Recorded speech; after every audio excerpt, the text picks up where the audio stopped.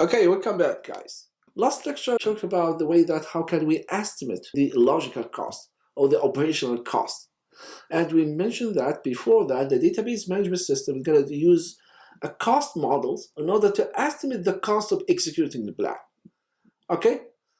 These models are going to do what? It's going to evaluate the equivalent plans. So it looks like you have a different plans, plan 1, plan 2, plan 3 for one query. I need to decide, we need to pick the optimal one. For the logical plan, the only option that we have in order to estimate or come up with a cost model to evaluate which plan is going to be much better than the other one, we're going to perform the operational cost or the logical cost. So in this case, we are going to estimate the result size per operator. For every single operator, we need to estimate the result size. We looked at how can we estimate the result size for selection, for Cartesian product, for the projection, and for the join or natural join that have one common attribute and natural join that has two common attributes. Okay? Then these estimate result size is going to be independent of the operator algorithm. We don't know how the actual implementation of every single operator, so things might be different later. Okay? So we're done for this part. We're done for the parse. We're done for the convert. We come with applied logical query plan. We're done for the applying clause here. We can come up with a way to improve the logical query plan. We estimate the size of each logical query plan using what we show you right now, logical estimation operational cost or intermediate result. Then we figure out we can say we have a logical query plan and we do have like associated with the size. So now we can tell which plan is going to be best. I mean, we cover many stuff. Now we need to jump to the execute part here. So what we're going to do here right now, I just take a look to the way that how the database is going to be executed query here. Okay? And mainly, I'm not going to focus in the how the actual execution going to be performed in the database management system, but just to take a look to the how can we actually implement these operators in our query plans, and how can we perform sorting, how can it be joined.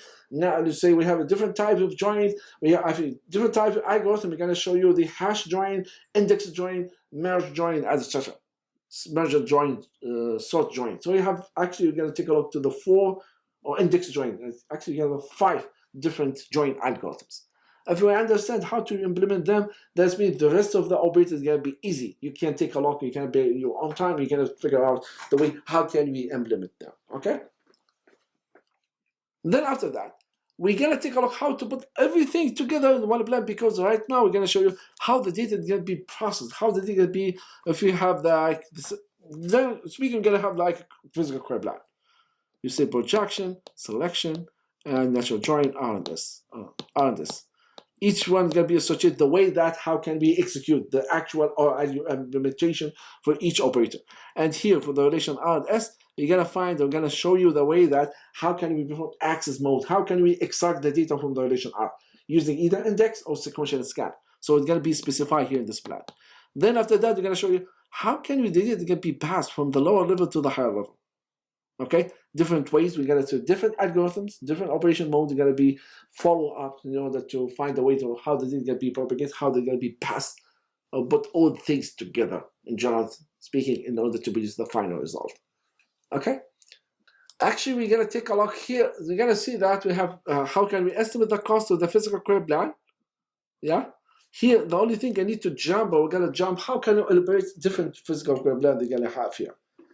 Yeah, so you have one logical query plan, the best one. Then now we're gonna have what? How can you elaborate all the possible logical query plans you're gonna have? So it looks like you have, for example, generate many plans. Assume that you want to query, you have generate many plans, pruning, estimate the cost, you're gonna pick up the best one. Okay, but this operation gonna have 2 parts. You have first generate the logical query plan, improve the logical query plan, pick up the best logical query plan. Then for each logical query plan, you're gonna come up with generate the possible or different or many physical query plans. Of course, we are not gonna elaborate to generate every single possible logical query plan, physical query plan in this case. So in this case, we're gonna use some pruning techniques. That's what I'm gonna miss. I'm ignore this part of this class this semester, but I will upload the slides later. Okay, there's some pruning technique in order to reduce the size. For example, one pruning technique, just to think, if you have a Cartesian product, you find Cartesian product, forget the whole plan. That means R with join with S, or S join with R, with T, or whatever order you're gonna perform here. Assume that. So let's do this one quick. R join S with T with U. Well, we have a different order you join them. Each of them, different order, gonna have what? It's gonna produce different plan. Yeah. So if you find somehow you join R with S, and we end up we have a Cartesian product, that means this is bad choice. Forget it. Don't do it. Then eliminate this part. I'm not gonna join R with S first. That's what you call pruning here. So maybe join S with T. Then after that with R. Then after that with U. Yes, in this case it's fine. But as long as one way, if you figure out you have, for example, an efficient way in order to perform this operation, I'm going to ignore this part. Remove. Okay? So anyway, so here actually query execution. This we are going to what? We have a logical physical query plan. We're going to substitute with logical query plan that contains the operator that and the physical operator. Each of them have the actual implementation. The actual implementation is going to be what? It's going to be translated to the executable code.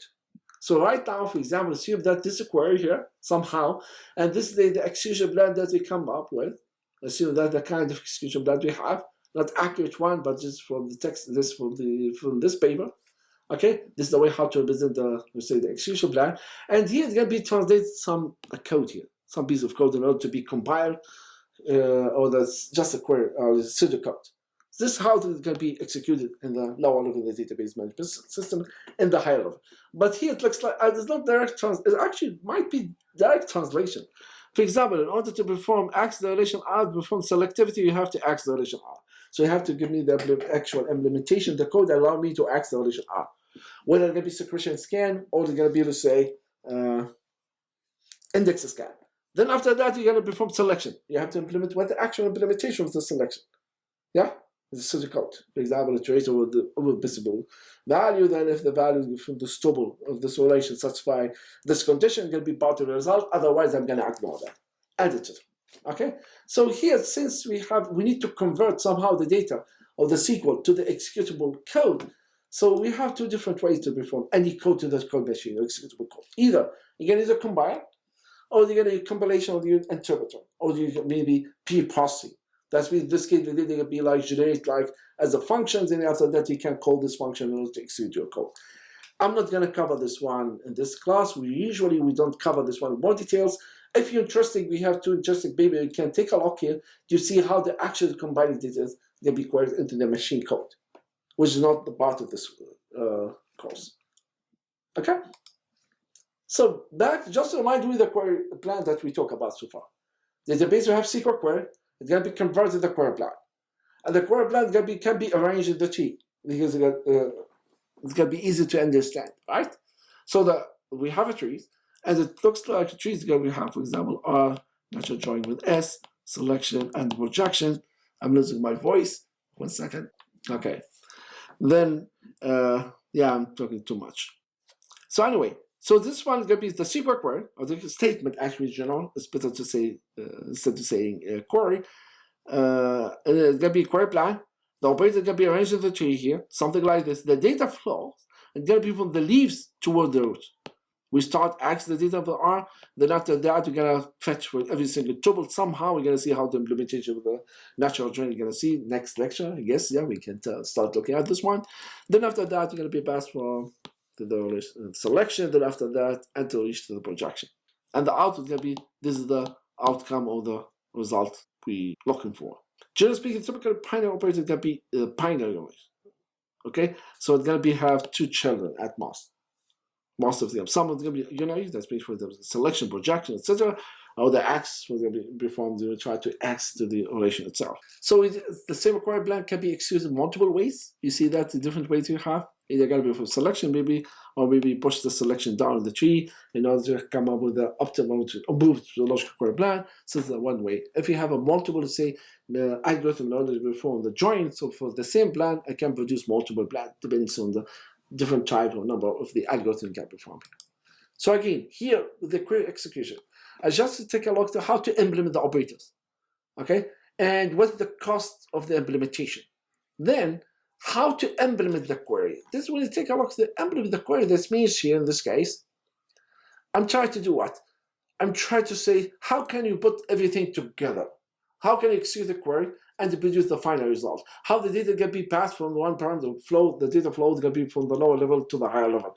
How, for example, whether it's going to be top down or bottom up or bottom top approach, you're going to, in order to access the data, we're going to call the process mode. We're going to be covered in more details here. Okay? How to choose good plan, unfortunately, is not going to be part of today's lecture, on this lecture. Anyway, so the difference between the physical query plan and the logical query plan, we do have what is called the physical query operator. So here it's going to be the data of the query or the SQL statement going to be organized or presented as, say, a tree, okay? And each tree is going to have the set of operators. Each operator is going to have a children, maybe have an operand, etc. For each operator here for the physical query plan, I'm not going to use the logical operator. I'm not going to use the projection selection. No, I'm going to use the actual implementation for each operator. So I'm going to tell you exactly what's the actual algorithm for each operator I'm going to use here in this case. Multiple or many, say, physical query, plan operators maybe might have to say multiple implementation. And then keeping repeating myself, the join, we have a multiple implementation. For each implementation, of course, we try to use what? I'm trying to use the most efficient one. The most efficient one is going to have the least number of disks without operation. Yeah, the fastest one.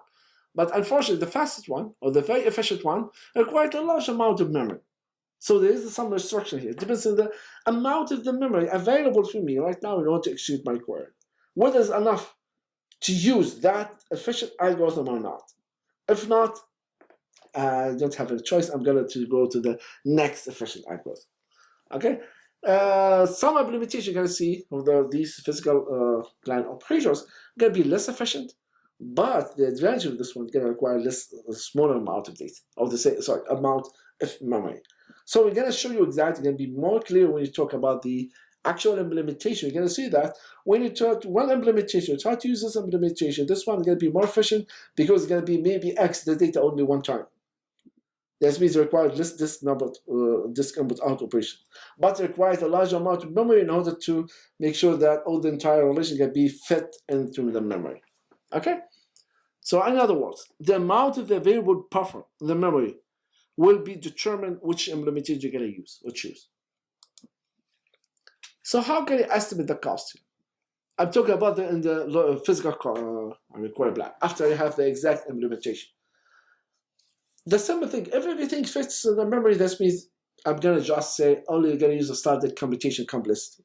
In this case, everything is stored in the memory. There's no discount out operation. Then in this case, I'm done. I don't have any issue. I'm going to use, let's say, in memory, any memory. Let's say, for example, you try to sort your data or sort your relation.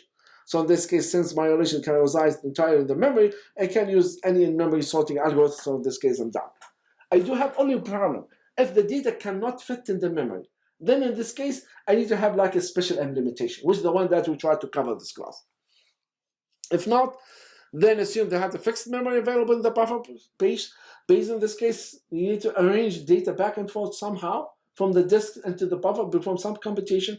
Sometimes you can manage to perform most of the computation. Sometimes you're going to store the whatever intermediate result in the disk in order to free more space in order to fetch more data from the disk, from this relation to the main memory to further perform the computation. We are going to ignore, the CPU time, etc. Although the actual system is going to combine all of them with the count of the number of disk out operation. But the main focus here in this class, we're going to focus on the number of disk input out operation because we know that this one is going to dominate any other cost. Yeah, so that's the main focus.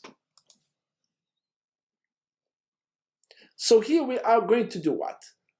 Yeah, we have one constraint I need to add. Then after that, we're going to show you, I'm going to revise, the definition of the query optimization. First,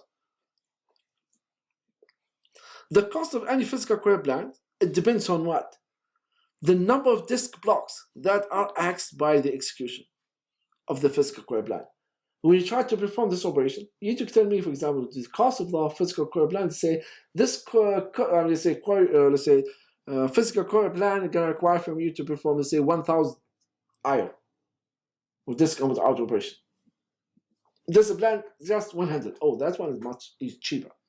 Okay, so you add up, for example, the cost, for example, acceleration. Then after that, the cost plus the number of discount out operation in order to perform, let's say, join. Then after that, the number of discount operations that allow you or needed in order to perform, let's say, selection and the projection at the end. You see, all of them is going to be part of the cost here. So we have, based on memory limitation, it depends. I wish if you have enough memory to put everything in the memory, then done. Our problem is solved. But this is not the case here. So the definition of let's say the query optimizer or revised definition here is going to be find the least or most optimal logical physical query plan. Sorry, okay, such that the total memory used by the operators must be less than or equal to the total, or they say available memory buffer. In order to use this operator, this implementation, you're going to check. I'm going to show you for every single implementation. We're going to say this implementation, if you have to say, at least you have a specific amount of buffer equal to specific value, then you can use this implementation. Okay? We have one assumption we need to add here. When you compute, let's say, the cost of an operator. For example, again, if you R join with S, you're going to read the relation R, relation S, it's going to be the cost. After you perform the join here, what's going to happen for the outcome of this join operation? Right now, we are going to, I'm not going to say, we assume that the outcome or the outcome of this operator is going to be left in the memory. So I'm not going, I don't care about, or I'm not going to consider the cost that that you need in order to store this outcome to the disk back, or write it back to the disk. The only thing I need to read the relation RS before join, end of the story. There is some implementation or some execution plan needs to write the result to the disk. You have to. In this case, yes, you have to include the final writing or the final result of that produced by this operator to the disk. The reason is going to be more clear later when you talk about the processing mode of this execution plan. We're going to talk about the pipeline. Sometimes you can, materialization. Sometimes maybe you need to store it in the disk or maybe use a pipeline. It's going to be more clear later. And if next slide, we'll start talking about the processing model here. So what's the processing model here? The processing model of the database management system is defined how the system executes a query plan. Exactly how can you get to execute it here? Okay, we do have many different models we can follow here, and there is a difference between the two, or the trade-off between for these different models. The first one, and when you say how the processing model defines how the system executes a query, how, for example, in the top, for example, someone, or let's say I have something like this, I'll join S, selection and the projection. How the query is going to be executed? How can I project the result? Whether it starts from the top or move the data from the bottom to the top, or start from the top and go down. Yeah, how the data can be moved back and forth. How can I actually execute it? More details. So again, this one is going to specify something, things like the direction in which the query plans read the data, either from the top, I just started here, from the top to the bottom, or from the bottom to the top. Okay, the way how to read the data. You're going to see that most of the time, you're going to start in the top. Someone is going to say, I need to perform projection. And you're going to change or send the request to the child, say, give me tuple. I need a tuple to perform the operation. If you have a tuple, send it to me. If the child doesn't have a tuple, you're going to say, okay, wait a second. I'm going to send a request to all my children in order to send the tuple of data, whatever data that they have. So you see that until you reach the base relation, then the base relation is going to emit, the tuple to the higher level. That's from the top to the bottom. For the bottom, generally speaking, from the bottom, we're going to start to access the relation, perform the selection. Then after that, move the data up, and each step is going to perform, or to say, do whatever task required to do over this tuple. Yeah. Okay. And also, it's going to be direction, how the query plan can be written, and also it's going to show us or specify what kind of data is going to be passed between these operators along this way. Whether you're going to pass one tuple, or maybe you're going to store the data in the vector or the buffer, then after that send it, say, as a chunk of data, not as a piece of data, or individual data. Anyway, a tuple action. We do have the iterative model, which is going to be volcano or pipeline models. Okay, we do have the materialization model and we have a vectorized model. Okay, those can be implemented from either they're going to be top to bottom or let's say bottom to top. Top to bottom, this is the most common one. So you can take a look at the iterative model, how it works. This is going to give you more ideas, more clear. It's going to be a clear idea how the code is going to be executed here. So the iterative model here, this is the most common one. Okay, which we use say by the almost every row-based database management system in general. It's not column-based. It's gonna be more efficient. So most of the database is gonna implement this one by default here. Okay. So this model is gonna allow the pipelining. What do you mean the pipelining here in this case? So here the database management system is going to process tuple through as many operators as possible before having to retrieve, say, the next tuple. As long as I have one tuple, so I'm going to perform as much operator as I can over this tuple before I discard this tuple and fetch new tuple to the main memory. So in other words, as long as the tuple resides in the main memory, do whatever you can using this tuple. So for example, let's assume that we have an R join with S, selection, projection. I'll fetch one tuple from the relation R. I'm going to use this one in order to perform a join. This produce result. I have one tuple. Do this tuple, do the selection with this tuple. Then after that, based on projection, project based on this tuple and produce the result before I fetch another tuple, which is going to be great here for the desk-oriented database management system. If you manage to have utilize whatever tuples available in the memory, do much work as much as I can. So in this case, I'm going to reduce the number of disk and out operation. That's the pipeline meaning here. Okay? So in this case, in order to perform the iterative model, how it's going to be works, each operator is going to implement a next function. Each of them is going to have I think it's better to jump to this one here. Yeah. Assume this one has a SQL statement, and this is a corresponding, say, the model, or say the query blind that we have. Okay, so we have a say before selection of the relation S, then after the natural join with R, then after that the projection. So for each operator here is going to implement the next function. What's the next function? Iterator. That's me. We start from the top bottom here. For the top here, for the top we gotta implement this one. It's like iterator or say each node in the query blind is gonna call the next on a two channel. For example. This is just show you the pseudo code for each of them here.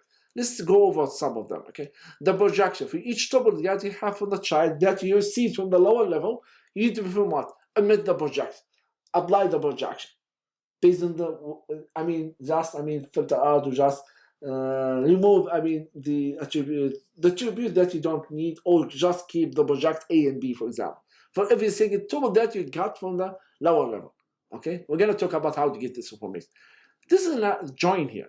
The natural join, we implement this one using the hash join. I'm going to show you how to perform the hash join here.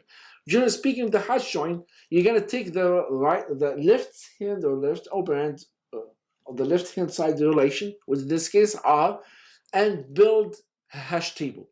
So you take the entire relation R, you build the hash table. So the hash table has every single value in this table. So using a hash function. And this function is going to be, for example, we have n, let's say 1 to, let's say n minus 1 or p minus 1 buckets, for example, hash this value there. You build this one in the memory based on the left-hand side relation. So now the left-hand side relation, the right-hand side relation, which one you're going to put it in the left here? In this case, the one that can, the smaller one, or the one can fit in the memory, because I need to perform this one. Once you've done this one, that means now for every single tuple for relation S, after you perform selection, of course I'm talking about the hash join here. In this case, you use this one, look up on this hash table to find the bucket that contains, or that maybe most maybe high probability that contains the tuple that can be matched with this tuple from the relation S.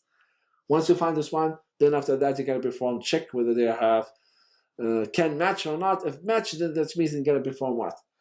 Concatenate them, then pass this tuple to the higher level. Okay. One interesting thing for the next, or let's say for the axis of the relation S, just to have a simple access. Next, to do what? For every single tuple relation S, pass to this one to the higher level. So for the iterative model, for the next function, each method or this operator is going to call the next method on their child or its children. Each child is going to call this one until you reach the leave node. The leave node is going to do what? It's going to only return using one tuple back to the higher level. Okay, so let's have the scenario here. Start at the top. I started at the beginning. I don't have data. For every single tuple in the child, this is pseudocode. A child here, next, it's going to call to my children, or its children in this case, or child. They have only one child here. This child is going to have what? They said, okay, so we need to perform here. This one is supposed to return with a value, but they said, I don't have a data. So once you have the data, how can you perform this one? You need to build the hash table first. So you need to call what?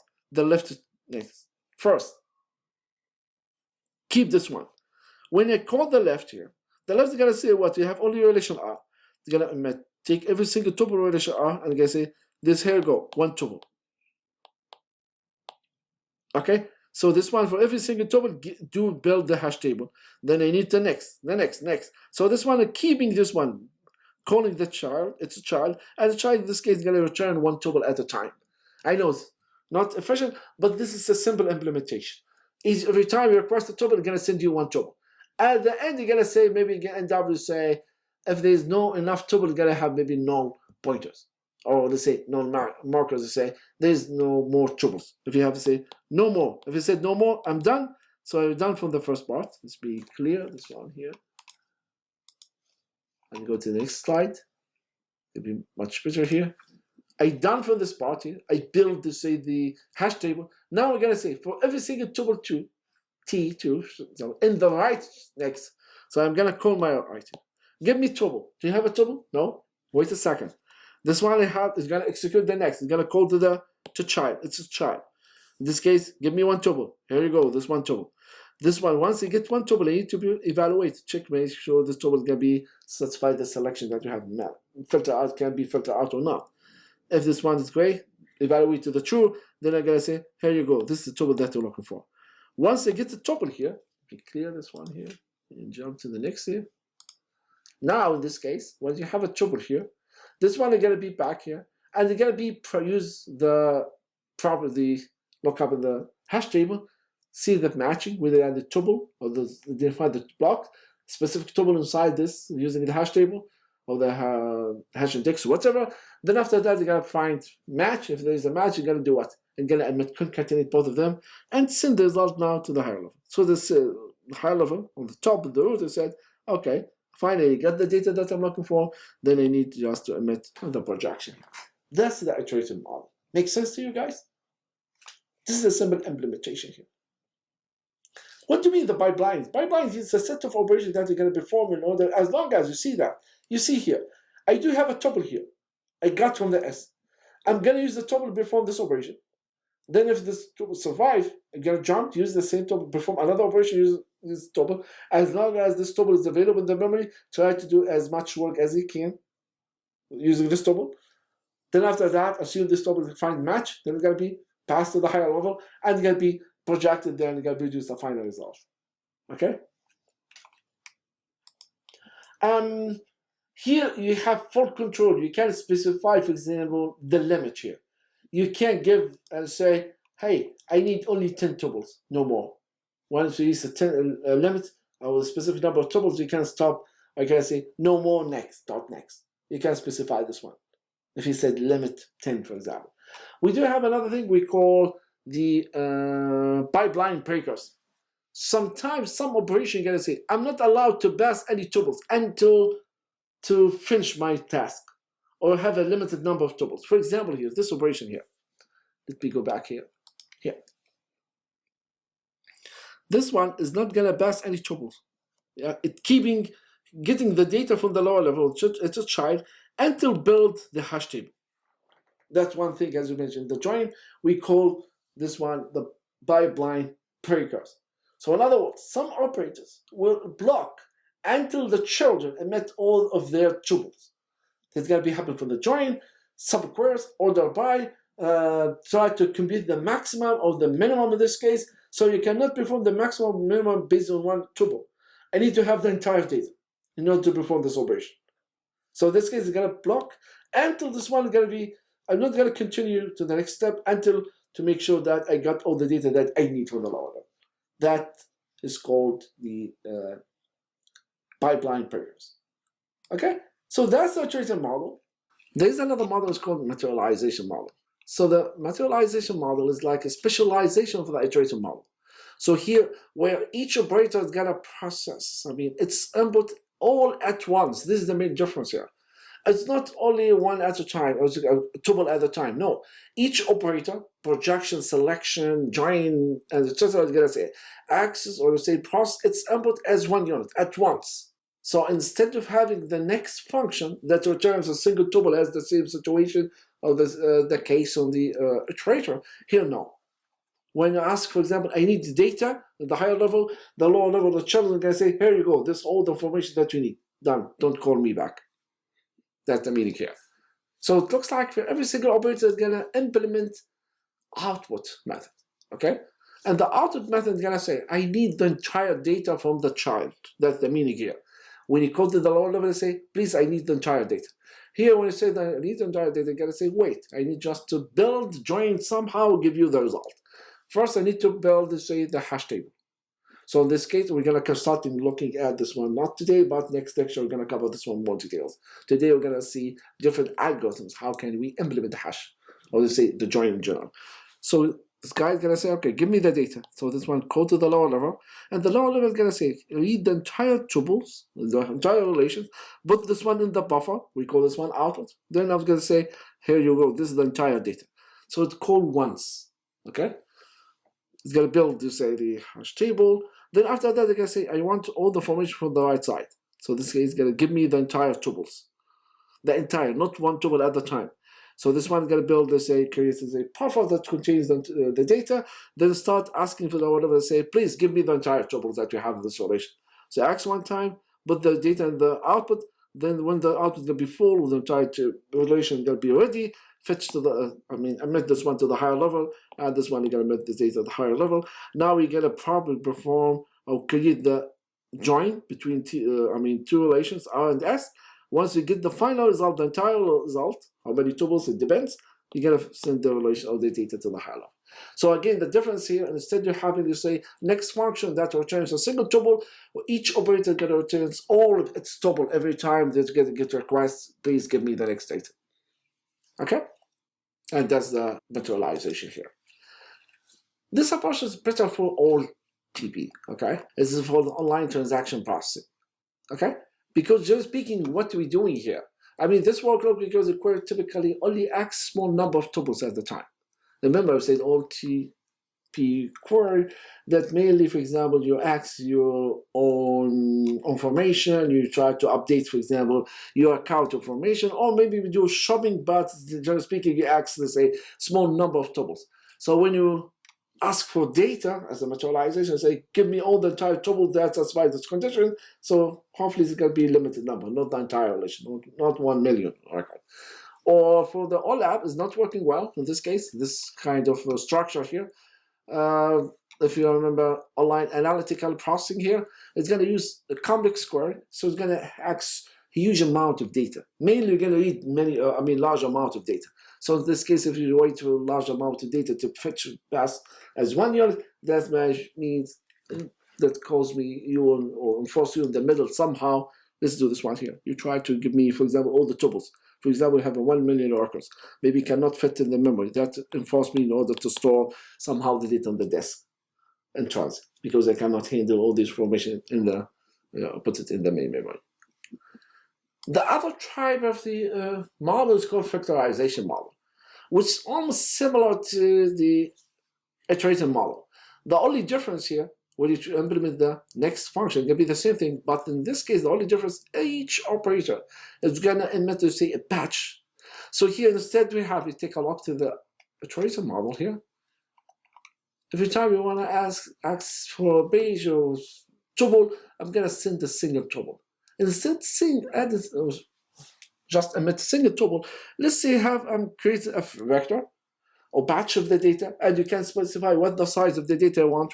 For example, you need to have, each time you send a request, I'm going to send 10 tuples or 15 tuples at 1 unit, at one time. Okay? So not one tuple at a time.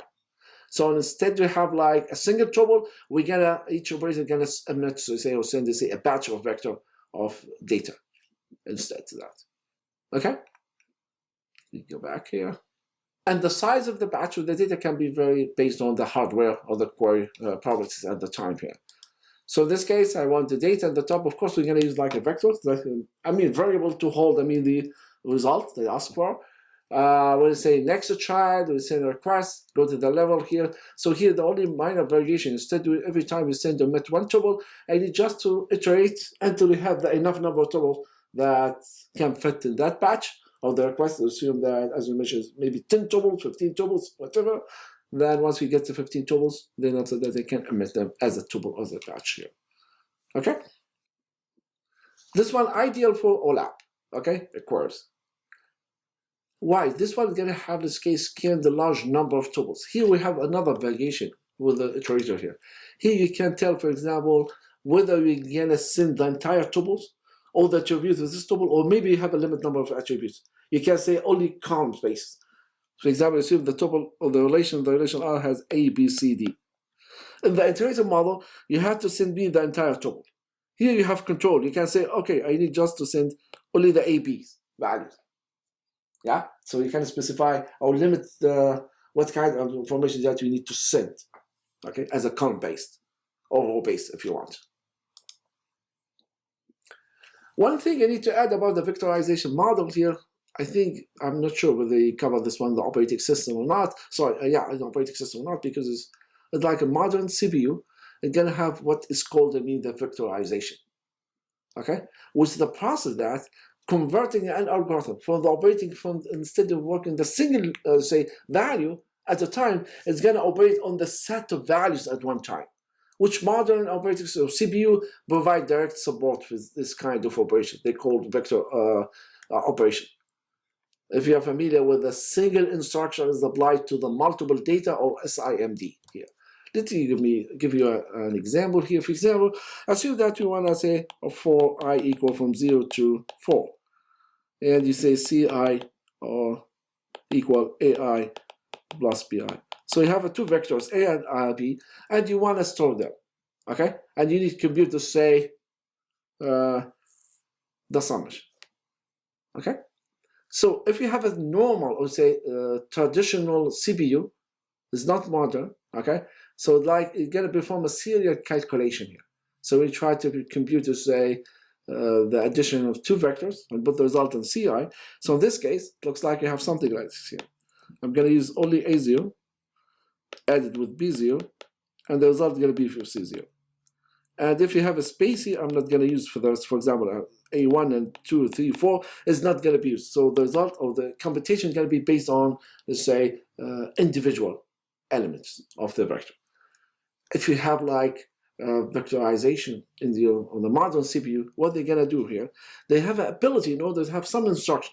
They said, take the entire value of AIs, so it's going to be A0, A1, A2, assume that 0, 1, 2, 3, and take the B1, 0 up to B4 or 3 as 1 unit, okay? Let's say it's 3, okay, just to simplify the process. Then in this case, when you try to perform this, you take the 1 unit. So take the all bits, 4 bits as 1 unit, with the second bit as 1 unit, and perform this one only one single operation, okay? So it's going to be so fast. I think you can write your code, you can modify your code using Java, C, whatever, Python, etc., in order to use the vector, the computation. So the for the modern is going to be works fine. The same thing, if you can apply perform, let's say, some computation more efficient way. So instead you give you like bit by bit, maybe give you a bunch of bits together as a vector in order to speed up the computation.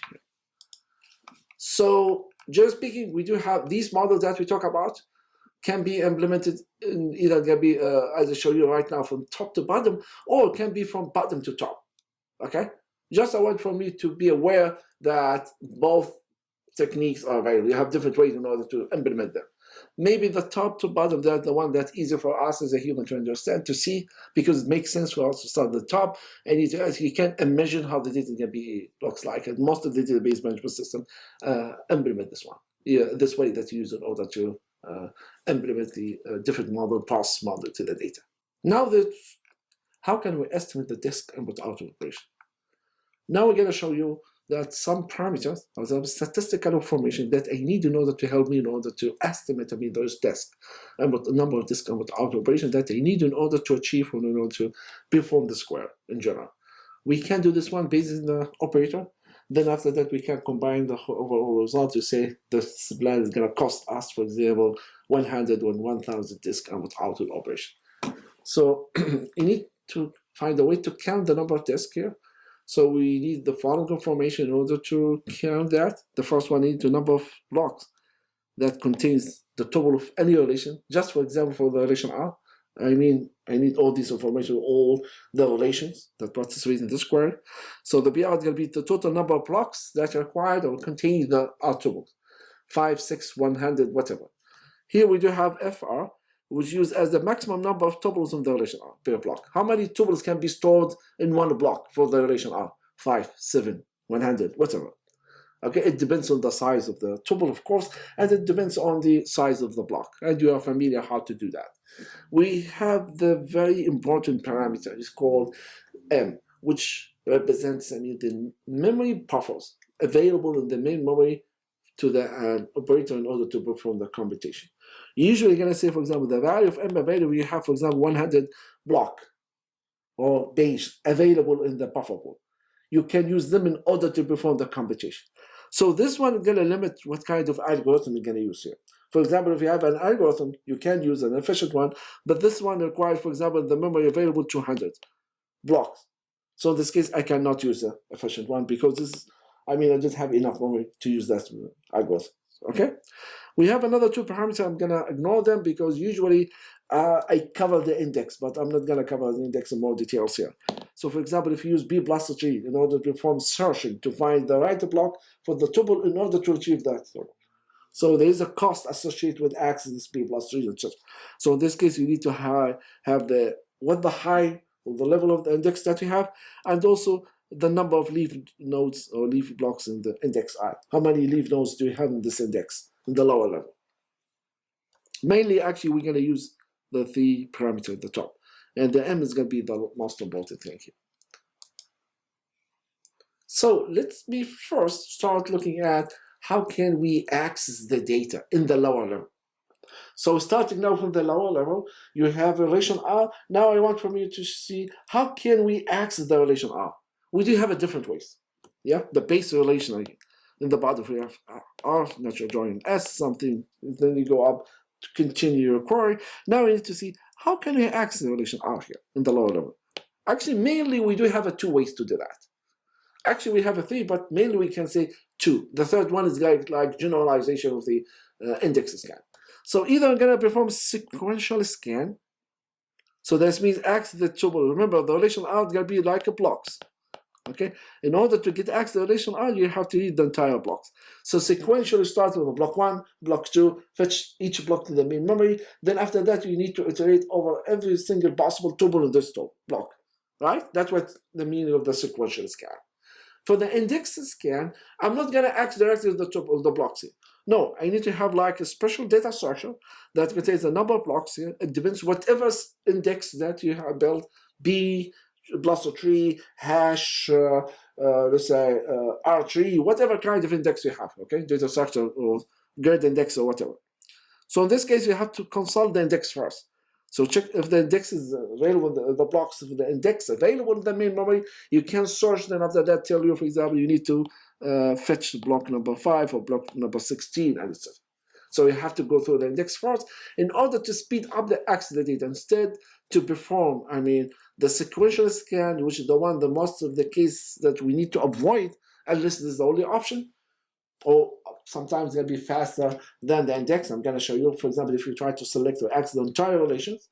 So in this case, in both ways, you need to access all the blocks. So in this case, maybe in most cases now you're going to use sequential scan. Because we use the index, we have to cost in order to use the index plus the cost in order to access every single block. Okay, so mainly we have a sequential scan, and we do have the third one is going to be the index scan. We do have another third way or approach in order to access data or access model. In this case, is called the multi-index here, which here like an extension of the index that you have. So here maybe you have a many or multiple index, so you can use them at once in order to access the relation. I'm going to show you how to do that. But mainly sequential scan or the index scan. Each one has, what I say, we can estimate the cost to perform this operation. First, I'm going to go over these kinds of scans, talk about some, let's say, optimizations. Then after that, we're starting, show you the way how can we estimate the discount out operation associated with each of them. So the sequential scan. In this case, I like this one. I think we start with this one. It's going to be better here. You have to access every single page or block in the table base or the relation.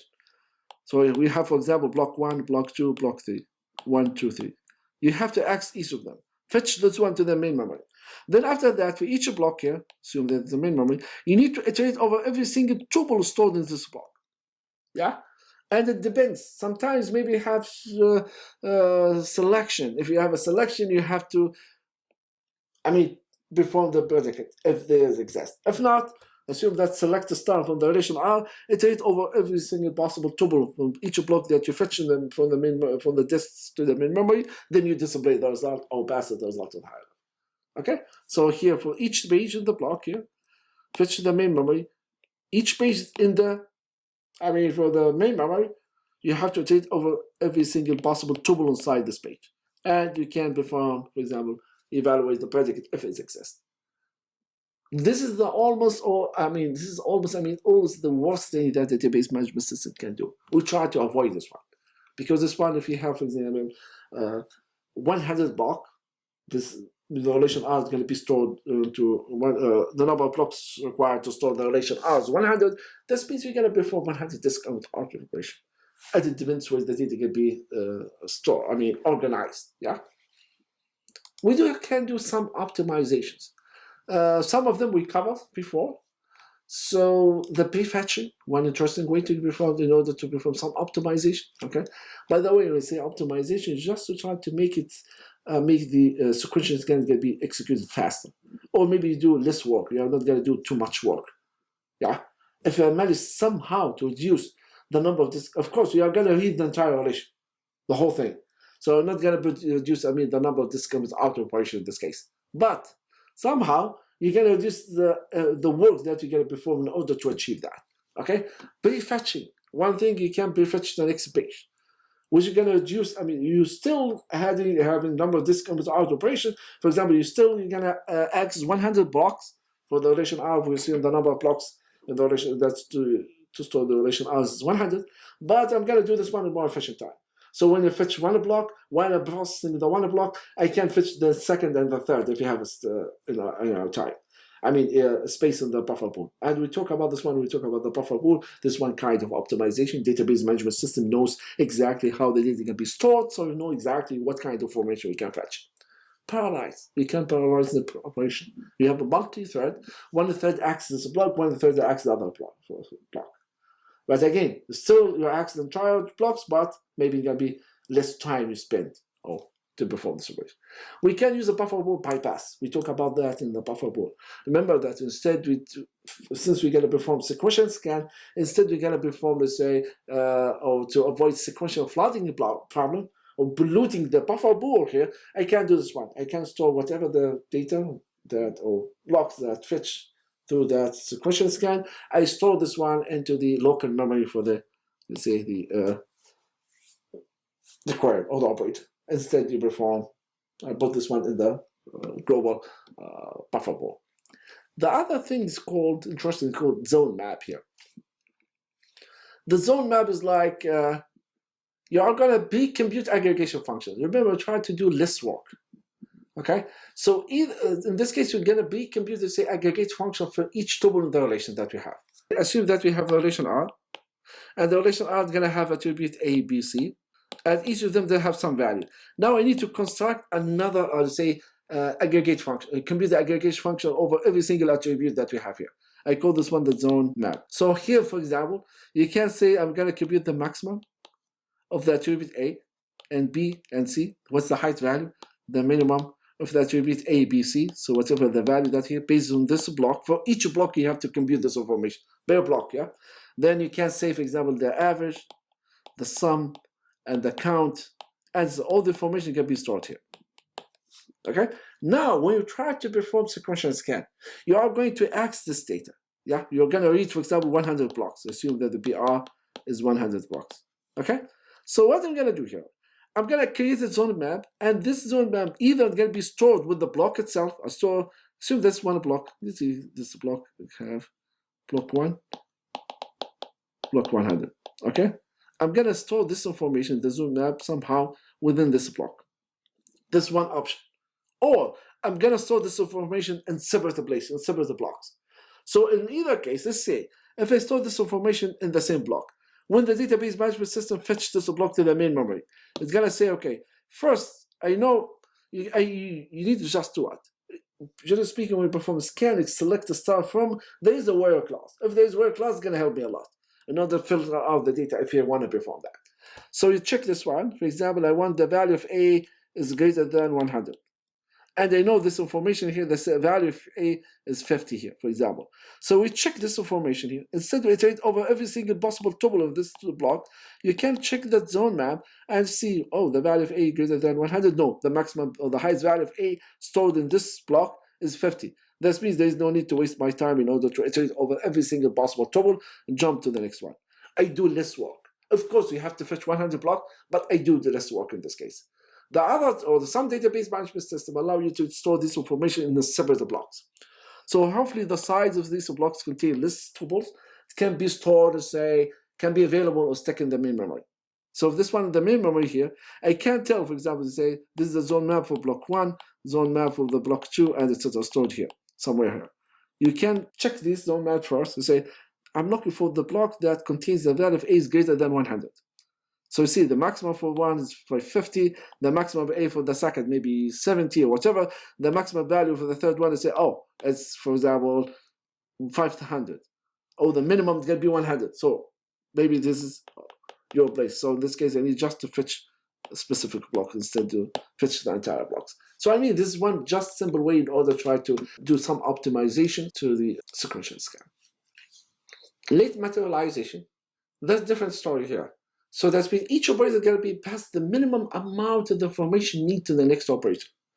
For example, you perform, let's say, projection A, projection B, something like this. It's not the exact one. We'll say naturally, say C with D, for example, theta join, RS. I need to pass, for example, E and D, or for example, all the tuple. Now in this case, you know that you need to perform E and D. Then you need to what? You need just to pass the information associated with A. So how about the B and D, especially for the column-based here? You can just send or pass the offset of E and D. Yeah, I don't need to pass the entire information here. And again, it's useful for the column store. In the column store, you know, the data is going to be, for example, A, B, C. So store A in one block, B in another block, and C in another block, right? For the same relation R. Of course, you need to find a way in order to find the offset here. For example, we say selection here. Selection basis to say selection A greater than 5 for the relation R. When you perform this operation, I need just to figure out to find out the tuple that satisfies this condition. Then I need to, in the higher level, for example, projection C and D, and the only thing I need to do, pass the offset is A. So I don't need to pass the entire data stored in the A in this case, just to try to reduce some of the size of the data that try to perform the operation here. The heap clustering here, the tuple is going to be stored in the heap page using an order specified by the clustering index. So the data is not going to be stored in the random, in the heap page. So based on the order of the clustering index. So when you ask the data using the cluster index, it's going to tell you, for example, it's easy for you to find out the data, but the data can be stored next to each other here. So anyway, there's many optimizations can be do in order to make the sequential scan faster, but still, I mean, compared to the index, most case scenarios, the index is still faster, okay? But some scenarios, some cases that force you to use the sequential scan because indexes expensive in some cases, not all cases. Or maybe you keeping modifying your data, you don't update you organize your index, so the index is going to be useless in this case, unless you organize your data. That's one reason sometimes you see that you do have an index, and you thought, and usually you use, when you perform your query, you analyze your query, you see that the database is going to, management system is going to use the index, then after that, later, few months or weeks or months later, you perform the same query, analyze the query, figure out the data doing the sequential scan. One reason maybe you need to reorganize your index because you modify your data directly. So this time, in order to reorganize your index, now definitely the database management system start to use the index because they're going to figure out now the index is organized, so it can be more efficient. So anyway, the index or database management system is going to pick the index or set of index in order to find the tuple that the query needs. Okay. And the choose of the index maybe is going to be depends on the database management system, which plan you're going to choose here. If you have multiple index, the database is going to decide which one you're going to choose. Okay, how the database management system is going to choose the index here? It depends on many factors. Okay, which index database management system is going to choose. What attributes index kind of attributes the query. For example, you say select the star from the relation R where the relation R.A is greater than something or equals something, and it says whether you have an attribute based on A or not, choose or not. Sometimes it depends on the data. I'm going to give you the two different scenarios. We do have an index, and somehow I'm going to show you how the database management system is going to decide which one you're going to choose here. Anyway, it depends on the predicate composition, the domain value of attribute, whether the index has unique or non-unique keys, and etc. Let's have a simple example here. Assume that we have, let's say, a single table that contains 100 tuples. So I have a table here, and this table is going to have 100 tuples. Okay, and we do have index based on the age and department. And we have two different scenarios. The first one, we do have 99 people under the age of 30. Okay. And we have 2 people in the computer science department. Before that, let's take a look at this query. Select the star from the student, the stable student, age less than 30, and the department equal computer science, and the country is say United States. So if you take a look here, we have, it depends on the content of the data. Let's say now the database management system is going to do some analysis in order to figure out what index we can use, or maybe we can perform sequential scan. Assume that scenario 1, since they need the age less than 30, assume that we have 99 people out of 100, their age is less than 30. But only 2 people in the computer science department. So which kind of index? Which index is going to choose the database management system? Whether they're going to choose the age or the department in this case, in order to answer this query in this scenario. If you choose the department, why? Because remember, when we perform the selectivity earlier, we're going to get rid of 98 tuples. So we have only 2 tuples. We reduce the number of the number of intermediate results. So in this case, when you perform exactly, I have a student here. I can perform selection, and the selection age, let's say less than 30. And the axis in this case, I'm going to use, let's say, index, and I use the index age here. Sorry, the computer science, the department equal computer science. Okay, so I'm going to use this the index, the department here. The scenario 2, there are 99 people in this query in the computer science department, but only 2 of them under the age of 30. So remember, the database management system tries to have a different plan. It's going to use this, say, the index for department in this case. And the index of department is going to produce, say, 99 people. Okay? So in this case, I'm going to say, 99 people, so it's going to be 99 tuples going to be part of the result.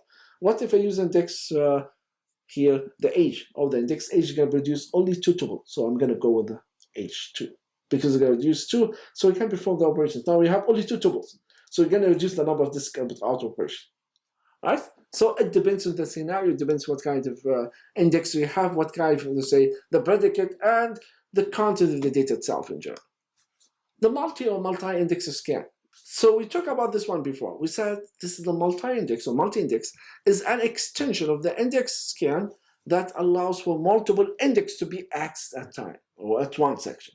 I have a multiple index. So sometimes we have the predicate here, okay, in the where clause. So the database management system is going to say, okay, what if I use all of index as once together in order to reduce the number of discount out operation you need to perform? Remember the bucket that we used when we introduced the index, the secondary index? We said that looks like we can use the secondary index in this case in order to try to reduce the number of disk out operation. Exactly the same operation here. So here, how we're planning to do here? We're going to do, for example, compute the set of records using each matching index. Assume we have a where A something and or it depends, okay? B something greater than or equal. I do have index in A and B. So the database management system, we're going to take, okay, I'll use index A in order to figure out what the number of tuple or the record ID that satisfies this condition. Okay, then I take a look at this. I'm not going to retrieve anything. Then after that, apply the second index. And you need just to figure out, to find out the list of the number or the set of record IDs that satisfy this condition. And here it depends what kind of predicate, and or. So you're either going to be union or it's going to be intersect. It depends what kind of, let's say, the predicate, the query predicate that we have here. Okay? Then after that, assume that we're going to perform intersect. You're going to intersect that you have, for example, 100 tuple here, a record had 50, maybe end up we have 20. Common. I just retrieve the 20 tuple or ID. This is, if you take a look at the Postgres, they call this one Bitmap scan. Different database management systems use this, they have different names of this technique. Okay? Some of they call index scan or bitmap index scan. Okay? So if you perform, say, analyze using the any query, and you check, for example, what kind of plan the database management system choose for the Postgres, if we saw bitmap and scan, that means that's exactly what we're going to do here. Somehow we can find out the number of ID, record ID here, the record ID here. Then we try to figure out a way how can you find the, let's say, the common, let's say, the intersection of these record ID or the union, and the way then after that just to fetch out these total the survived record ID, all the final results of the record ID. And the way that how can you store this one? They can, let's say, use bitmaps, hash tables, or maybe Bloom filter in order to compute this record ID here. So sometimes you're going to build, we cover this one. Remember, we cover the bitmap index or bitmaps. How can you bitmaps? They're going to put this and the vectors here, so it's easy in order to find out the matching, or maybe you're going to use a Bloom filter. Okay, so the same thing here. Cluster and the cluster files. I did just to talk about this one because those are going to help me later. We're going to use, for example, cluster and uncluster in general. When you say cluster file or clustered relations, that means the file of this relation that stores the record of one relation. So in other words, if you open one block, you're going to find all the tuples from T1 up, for example, up to T10. All of them belongs to the same relation. So if you fetch one block here, you're going to get to retrieve 10 tuples that belong to the same relation. That's, we call this one cluster file or cluster relation. Okay? And a clustered file, that's different here. That means in this file, this is the second one, and a cluster, that means in one block, you're going to have file tuple 1 belong, let's say, tuple S, tuple R, tuple W, tuple for belongs to relation Z, etc. So that means if you have 10 tuples here, you're going to find only one tuple belongs to relation R and one tuple belongs to relation S. This is the worst case scenario. So that means if you try to fetch 10 tuples belongs to the relation R, you need to perform 10 disk input out operation. Because each disk input out operation is going to allow you or manage to give you only one tuple that belongs to that relation. So the cluster, that means all the tuples that are stored in one block continue to the same, let's say, relation. Okay? Cluster index with index that allow us the tuple can be written the way that the data tuple can be stored or have the same order that or physical order of the tuple that's stored in the disk. Okay, I'm gonna cover this one go later with more details because now when you try to estimate the disk input out operation, I want to see whether they can be clustered or unclustered, whether we're gonna use a cluster index or unclustered index, because it's gonna affect the overall performance. Now, we do have two access methods, yeah? What the disk input out operation associated with each of them. So we assume that the relation R is going to be clustered. So that means when you fetch one block that contains all the tuple belongs to that relation. We don't have a mix. tuples, okay? So in order to perform the disk sequential scan, assume that your BR is going to equal, say, for simplicity, 100. In this case, if clustered, that means I need just to perform 100 disk out operation. This is the cost in order to perform the sequential scan, right? I'm going to read all the blocks. Index scan, that means at most BR, it depends. At most, you're not going to exceed that. But it might be one disk out operation, it might be two, it depends on your predicate. Okay? It depends on even kind of the index of the value of the index that you use. Or in other words, it depends on the number of values that's in the index. It depends on what kind of index. So I'll just go with the worst case scenario, it's going to be less than or equal the number of blocks. If the data is not clustered, or the relation is not clustered. So in this case, remember what you said. I want to read 100, let's say the BR is, for example, 100. Okay? I need to know in this case, in order, if I read one of disk out operation, one disk, this is going to give you only one tuple. So it depends on the number of tuples that you have. So that means for every single disk input out operation, you're going to manage to read one tuple. If you wanted to read TR tuples with the number of tuples the relation R, that means you need to perform, in order to read the entire relation R, you need to read or to perform TR operation. Alright? And always we said here the uncluttered index, this means that if you have one tuple, if you try to find the next tuple, you have to perform another disk input out operation. In other words, when you perform one disk input out operation, you're going to end up with have only one tuple belongs to that relation. In order to read all the relations, that means it depends, you're going to perform TR disk input out operation in order to access it. For the index, of course, it depends on the number of values on the index scanned, so at least most in the worst case scenario it's going to be TR. Okay? One thing is called the index scan beige sorting. That's a different story. You can just allow you in order to, for example, if you use any cluster index and try to access the data. So how it works in this case. So assume that in this case, just simply simplify the process. Assume that we have block 100, 200. I will say block 1, 2, 3. It's easy here. Block 1, block 2, block 3. That we try to access the data. Okay, or whatever the data stored here. So we have different blocks.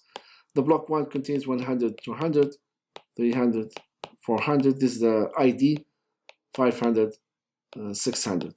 Then at the top of the index, since the data is not, organized, assume that I want to access, for example, the value, or I need to access, for example, 100. Then after that, I need to have 300. Remember, the index that you use is unclustered. Here, maybe the data cluster or organized or sorted by the ID, is maybe sorted based, I don't know, whatever index that we have. So in order to access 100, for example, maybe you have 100 here, 200 here, 500 here, 600 here. So the data can be organized a different way that the data can be stored in the disk. So in other words, when you try to access the data here or retrieve the tuple in the order that appears in the cluster index is inefficient.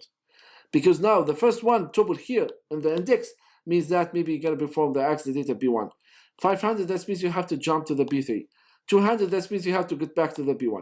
This is the way if you try to order or access the data the way that's stored in the cluster index. So what if there's some database management system doing here? Most of them actually do that. They said if the orders doesn't matter, the only thing you need to retrieve the tuple. So what you're going to perform now? I'm going to organize the data. I say this guy wants to access B1. That means you need page 1. Then after that, 500. That means you're going to access page 5. Page 3, sorry. Then after that, you're going to access 200. That means you need to access, say, page 1 again, and etc. Then we organize the data based on the page. So first, you need to access page 1 to retrieve 100, 200. Then after that, we need to access page 2 or page 3 to retrieve whatever value. Order based on the page ID. Then now access the page 1 first. Then you're going to retrieve or display whatever the information that you're looking for. Of course, if the order of the result doesn't matter in the final result. That's what we call the index scan beige sorting. So try to access the database in the cluster index. It's not going to be efficient. So we can do like kind of optimization to what? I know what tuple, all the tuple that you wanted to access, sort them based on the beige ID. Then if I want to access, it's easy for me to access beige by database, because I'm going to reduce the number of disk count out operation. So once I'm in the page 1, I'm gonna just display all the tuples that you're looking for. Okay. Back to the way that wanted to see how can we implement the operator itself. So in order to talk about the, say, the query processing algorithms or the actual algorithms, we can classify them based on the following criteria. The way that how many times you're going to access the data or read the data. Okay, one pass algorithm, two pass algorithm, or multi-pass algorithm. Okay, so what do we mean by one pass algorithm? You're going to hear this one more frequently, or if you take many papers about to say the query optimization, or even this class. So one pass algorithm, that's means the way how many times I'm going to access the data or read the data. I'm not talking about the reading. So if you access only the data one time, that means you read the entire block, then done. I don't care about the way that you read this one, either one at a time or maybe it's sequential. The most important thing, I'm going to read this one only one time, access the entire relation one time. So read the input relation just once, which is going to use, the lowest disk input out operation, because in order to read the data, BR if the data is clustered, TR if the data unclustered. This is the cost, right? This one is I have the problem with this one, you have the highest memory space requirement, because generally speaking, the one pass algorithm, most of the case you need enough data or memory or in the buffer pool that allow me, or can fit one relation, the entire relation can be stored on the disk, let's say in the buffer pool. Okay, because I'm gonna be from somehow relation one memory, that means I'm not gonna access the relation anymore. Right? The second one, or second algorithm, can be it's called the two-pass algorithm. So in this case, we're gonna read this or access the data twice. When you say X, I mean only reading. So just speaking, this kind of protocol is gonna have two parts or two phases. The first one, we call this one preparation. You prepare your data somehow, you partial sorting, etc. Partially sorting your data. I'm going to show you an example a few slides later, a few minutes later. Sorry. So you're going to perform the phase one, you're going to perform some preparation, your data preparation step. Then, so that you read the data one time, then you store the data in the disk back. Then after that, you have to read the data for the second time in order to perform the final step. So here in most cases, access the data is going to be 2BR if the data is clustered, and it will be TR plus BR if the data is unclustered. So why this is the case if the data unclustered? It's going to be cost be TR plus BR disk input output operation if the data is unclustered. Why it's not 2TR, for example? Why? So if the data is unclustered, assume the relation R is unclustered. So in order to read the entire relation R on from the disk to the memory, what is the cost of this? How many disk input out operation you need to perform? You cannot say BR. Yeah, it's gonna be TR, right? Because for every single disk input out operation, it's allow you to read only one tuple from this relation. I want to read the entire tuples of this relation. So it means I'm going to use the TR with the total number of tuples of this relation, right? So for the one read, or the first read, it's going to be TR. Okay? This is the first step. Somehow we're going to deal with this information being get stored now next to each other, somehow for the first read. So now it's going to be the data is not unclustered anymore. For this, because remember, this is two pass. The first pass, you're going to read the data. If it's not clustered, you definitely, when you store the data, you're going to store the data next to each other. So it's going to be clustered data. In order to read this one for the second read, it's going to be cost BPR. For each disk one disk input out operation, I managed to get all the tuples that's stored in this block. Since we have, for example, my relation can be stored in 100 blocks, so that means in this case, I need just to perform 100 disk out operation. So it's clear why this case. In the cluster, it's going to be two passes, one TR plus one PR. And of course, it's a cluster. That means I need just to perform two PR with the cost. I need just to read the relation twice. How many blocks you're going to read? PR plus PR. Okay? I will assume it's okay. Good. The multi-pass algorithm. Now we're going to read the data more than two, twice. 3, 4, 5, it depends. So the same structure, assume that you're going to read the three, say, pass or multi-pass, okay? So in this case, 3, if the data clustered, So I'm going to read the data 1, 2, 3 times. Each of them is going to cost me BR. So the total is going to be 3 BR. All right? If the 3 pass here, the data unclustered, the first one, most of the time, you have to read this one TR. The second and third phase, generally speaking, most of the case, when you read the data first time, when you store the data, I'm gonna store it next to each other in a cluster format. So it's gonna be PR and the PR here. So the total here, the cost to read this whole relation 3 times, TR plus 2 multiply the PR with the number of blocks plus 2 multiplied times number of blocks plus the total number of tuples in this relation. Okay? Well, I'm going to go, I will revisit this one later, but just to keep you in mind, what you mean the unclustered and the cluster. How can you compute the cost? And of course, it depends on the algorithm in general. What the algorithm is going to do in the phase 1. What it's going to do with the data. As I mentioned, most case scenario is going to store, once you're done from the phase 1, it's going to store the data in the clustered format. So, of course, the general guidelines on order picking an algorithm. If you have sufficient memory to run one pass algorithm, do it. So it depends on the value of M, which is going to be the number of buffers of the memory, of the pages of blocks available in the memory in order to allow me to use this algorithm. So if the data can be relation, for example, if the M, let's say the PR, is less than or equal M, yes, do one pass, for example.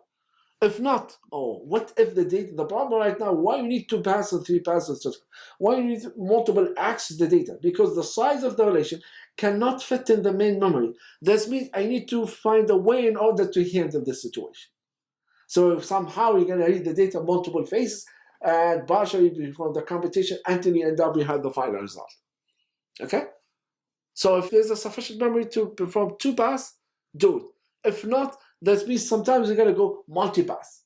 So each algorithm right now, starting, I will introduce the first one, and for each algorithm, I'm going to show you that what the constraints associated with this algorithm. We have some limitation with the number of, with the size of that I can use in order to perform this operation. Okay? First, I'm going to talk about how can you perform sorting algorithm. This is very important. I'm going to show you the 2-pass multi-way merge algorithm in order to allow me in order to perform the sorting here. Okay? So I'm going to show you how can we sort the data.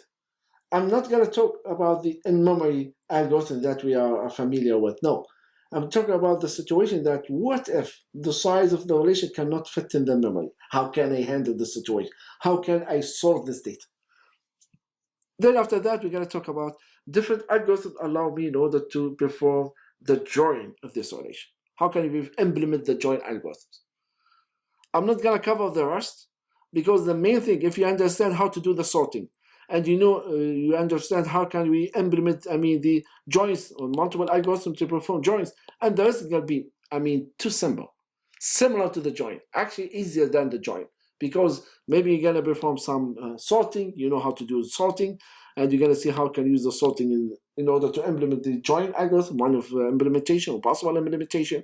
If you try to perform merging data, if you try to find the smallest value, the greatest, I would say, implement union, set, intersection, duplicate elimination, you need to sort your data, then you need to figure out how can you extract the information out of the tuple and make sure the tuple does not exist in this unique value. Or this is only the unique value of the tuple. So again, if you understand the join and sorting, then the rest is going to be too easy. And in the exam, I'm not going to ask you, for example, explain to me. We're going to mainly, I want from you to understand how this works, because if you understand how it works, it's going to be easy for you to estimate the discount of the output operation. So anyway, sorting. Why you need to sorting? Sorting is very important. Sorting allows me in order to perform, let's say, merge join, aggregation by sorting, and also I can use sorting in order to implement duplicate removal. This is one implementation. How to use the sorting in order to eliminate the duplicate of the data? You sort the data, then after that take the first tuple out and check. If you find any match, ignore, find the next tuple that doesn't match. So it's easy to perform the search if the data is sorted, right? So you can, because remember, if you sort the data, now we have one block, you are going to sort the data into blocks. You sort the data, then store the result in the disk, okay? When you read this one again, all the tuples are going to be next to each other, going to be in one block.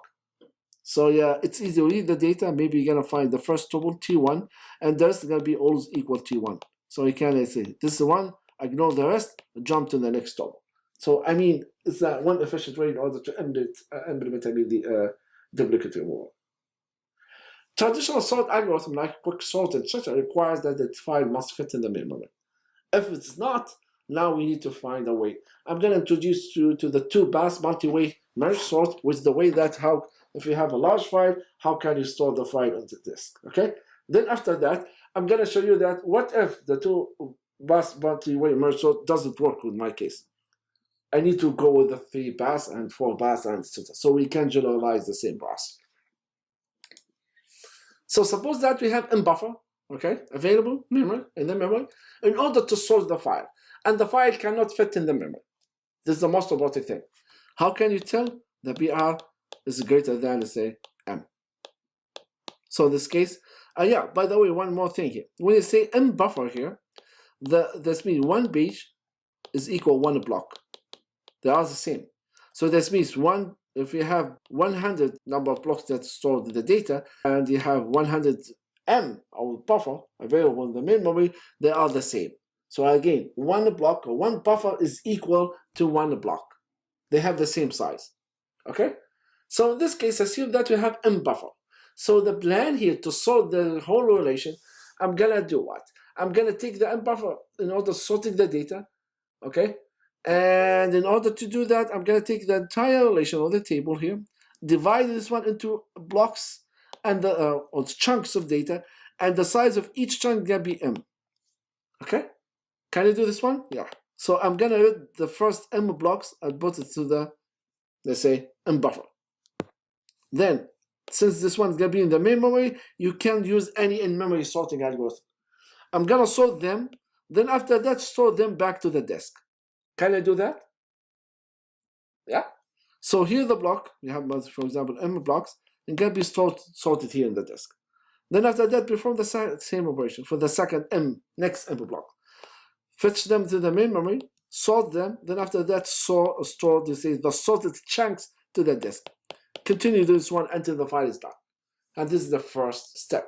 Take the file, divide into blocks of M buffers, M blocks at a time. The last one is going to be at most M blocks they have. Yeah. Then after that, we assume that we have K chunks. Here we have a limitation of number of chunks, but we're going to talk about this one next step. Right now, we assume they have a K chunks. Each chunk is going to have like M blocks. So you read the first M buffer and the buffer, sort them. Then after that, store them back to the disk. So here, all the information in this block is going to be sorted. And here it's going to be sorted. Here it's going to be sorted. So you have a partially sorted. Okay, what's the cost of this operation? The cost of this operation, if the data is clustered, so it's going to be here, I need to have a BR in order to read the entire data, or blocks of the data, right? How many blocks? This input out operation depends on the number of blocks required to store this relation, right? I need to store the data to the disk, or to the disk.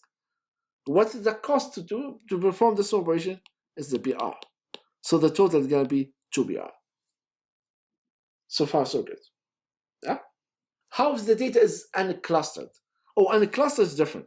Let's say unclustered. In order to read M blocks, how many disk out operation do you perform? It's more. It's not BR. It's not PM. It's not to say M times. Yeah?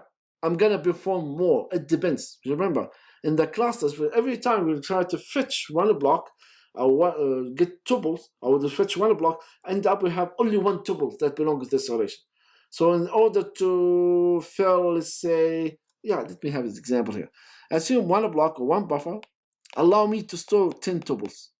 This assumption, okay? Of course, it depends on the size, but just in order to simplify the process. So if you wanted to fill one block or one buffer, how many disk input out operation you need to perform here? I need to perform 10 disk input out operation. For each of them, it's allow me in order to take or fill one tuple. So in order to have 10 tuples to be stored in one buffer, I need to perform 10 disk input out operation. So if the data, the whole data is, for example, 1,000 tuples, in order to read the entire data, I need to perform 1,000 disk and out operation. So in this case, the first step is gonna cost me TR, right? Because it is in a cluster. Then after that, when you sort my data, I'm gonna put the chunk some in M buffer. I'm gonna store the M buffer as one unit, as a chunk. So the data is gonna be in this step, no more unclustered. The data now is gonna be clustered. So I need to store BR here. So the cost here to be TR plus BR if the data is unclustered. If the data clustered, this means 2BR. Okay? Good. So why the number of chunks here we said is less than or equal M minus 1? This is constraint here. You can divide the data into blocks, M blocks, M buffer, fetch M buffer at once or each time, sort them, and store the result in the disk. And we said the number of chunks cannot be exceed M minus 1. And I'm gonna show you why this is the reason. This is the limitation of the two-pass multi-way merge sort, which is the algorithm that I display. Okay, this constraint is imposed by phase 2. Okay, we're gonna see why here. How the phase 2 works, then after that, see why this is, the constraint. The phase 2 is gonna say what? Now I need to do. Right now we have like a number of blocks, yeah? And the number of chunks here we said less than or equal M minus 1. I do have M buffer now. So I need to perform the second step. The second step is gonna say what? I want to sort this data somehow. I do have let's say K chunks, and the data within each chunk is sorted. But if the chunk 1 and chunk 2 is not sorted together, Okay. So what I'm gonna do? I'm gonna have I do have M buffer, yeah? I'm gonna use M minus 1 buffer. And I'm going to associate one buffer with every single chunks. So that's why the size of the chunks must be less than or equal M minus 1. I do have one extra buffer, yeah, with the last one, because I use only M minus 1. I use the plus 1 buffer in order to what? In order to sort the data. So in this case, since I'm gonna associate one buffer with every single chunk, I'd use one extra buffer in order to hold the final result. So end up we have all the buffer here. Buffer is going to be M buffers, yeah? So I'm going to iterate to find what's the smallest value in the blocks that I fetch in the main memory. What's the smallest value here? Which is going to be fetched from this this chunk. One block from this chunk and one block from this. I'm going to fetch the first block, which contains the smallest value in per chunk. Now I can find out what's the smallest value among all of you guys. This one. Move this one to the buffer, the plus 1 buffer, the extra one, the output buffer. What's the second one? For example, this one. Move this one here. Not copy, move. Continue this one until this buffer is going to be full. If this one is going to be full, I'm going to store this one at the beginning here. So now this block is going to contain the sorted data for the entire data. Right? Do the next, continue this one. If this one is going to be full, store that buffer to the disk. Then after that, empty this buffer. And continue this operation. Assume that we have this buffer is going to be full. Done. So you have to fetch the next block. Done. Fetch the third block. Editor. You see that? This is the second phase. So that's why. So I need to have a limitation. Although this one works, we're supposed to have, M minus 1 at most chunks of the data. Because later I'm going to associate with each of them. We're going to assign one, let's say, buffer in order to read one block from each chunk, bare chunk. And the plus 1, or they say the last buffer here, or the output buffer, in order to hold the final result. Make sense, guys? So what's the cost of this storage? I'm gonna read the data again, okay?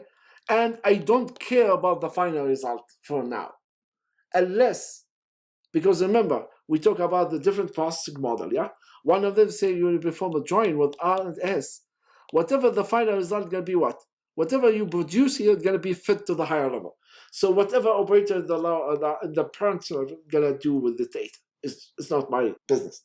Unless sometimes we're gonna say this is gonna be part of another operation, so we need to count the final writing. So right now I'm going to ignore the cost to write the final result. So whatever this buffer is gonna be blocked is gonna be fetched to or emit to the parent. Okay? And this is what we did here exactly here. Let's summarize what we did. We have chunks here, the second phase 2. We have assorted chunks. We have M buffers. I'm gonna allocate one buffer per chunk, and we have the one output buffer, the total buffer. So now M, now in total, yeah. Once it's gonna be full, I'm gonna just want to store this one in the disk, or maybe I'm gonna send this one to the higher level, whoever wants the data or join algorithms.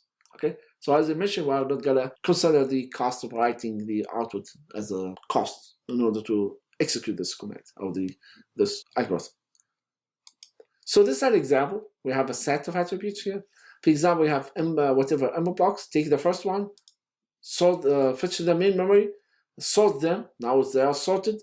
Take the next part, and etc. You see that at the end now, once we're done, we do have each different chunks, and the size of each chunk is going to be M blocks, and the number must be less than or equal M minus 1, number of chunks here.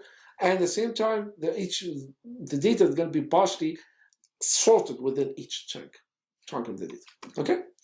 Now with the second step, I'm going to have one buffer to read each chunk data, and I have one output buffer. The total is going to be M buffer here in total, maximum. It depends, by the way, it depends on the chunks. Maybe you have a less M minus 1, but the maximum level exceeds M minus 1. So in this case, we can use, for example, try to fetch find the smallest data. How can you search? Your data is in main memory, so I can use whatever in memory algorithm in order to allow me in order to achieve this goal. Okay? Find the first, the second. Once it's going to be full, the store data in the disk. Now see AB. It's going to be the sorted data and continue the sort formation and so on. We said about the cost of this operation. So what's the maximum of the highest file that can be used in this system?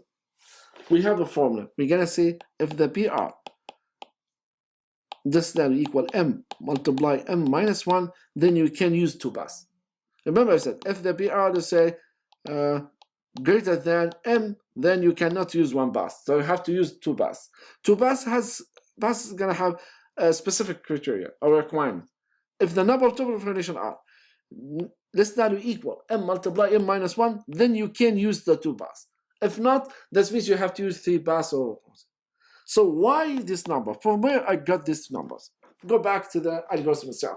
That's why I said in order to estimate the cost, you need to understand how the algorithm is going to work. And also in order to understand the limitation, the constraint of high size, constraint that in this whatever algorithm, you need to see or understand how the algorithm works in order to figure out how could you get this information. I'm the person that I hate memorizing stuff, so I don't memorize them. So I need just to understand them, so I will not forget them. And hopefully you too. Okay? So in the 2 bus here, remember, just I want to go back to one thing. We have M at most, by the way, M minus 1 buffers. Right? That's what we have here. In the phase 2. Okay? Those M minus 1 buffer, okay? Chunks of the data. What's the size of each chunk?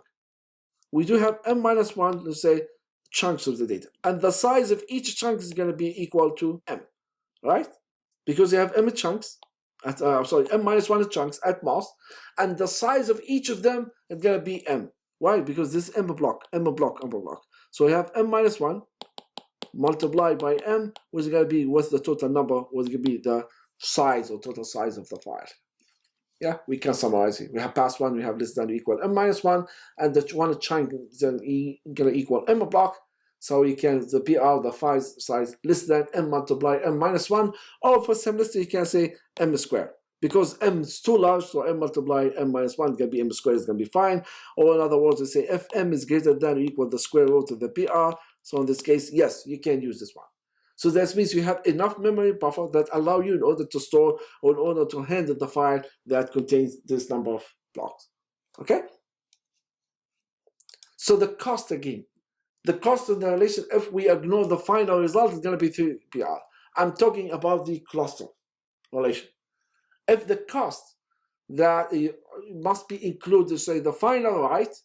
We don't have another operation. This is the only, we need just to solve the relation, then done. Or this, solve the relation, then after that done, then in this case you need to include the final cost.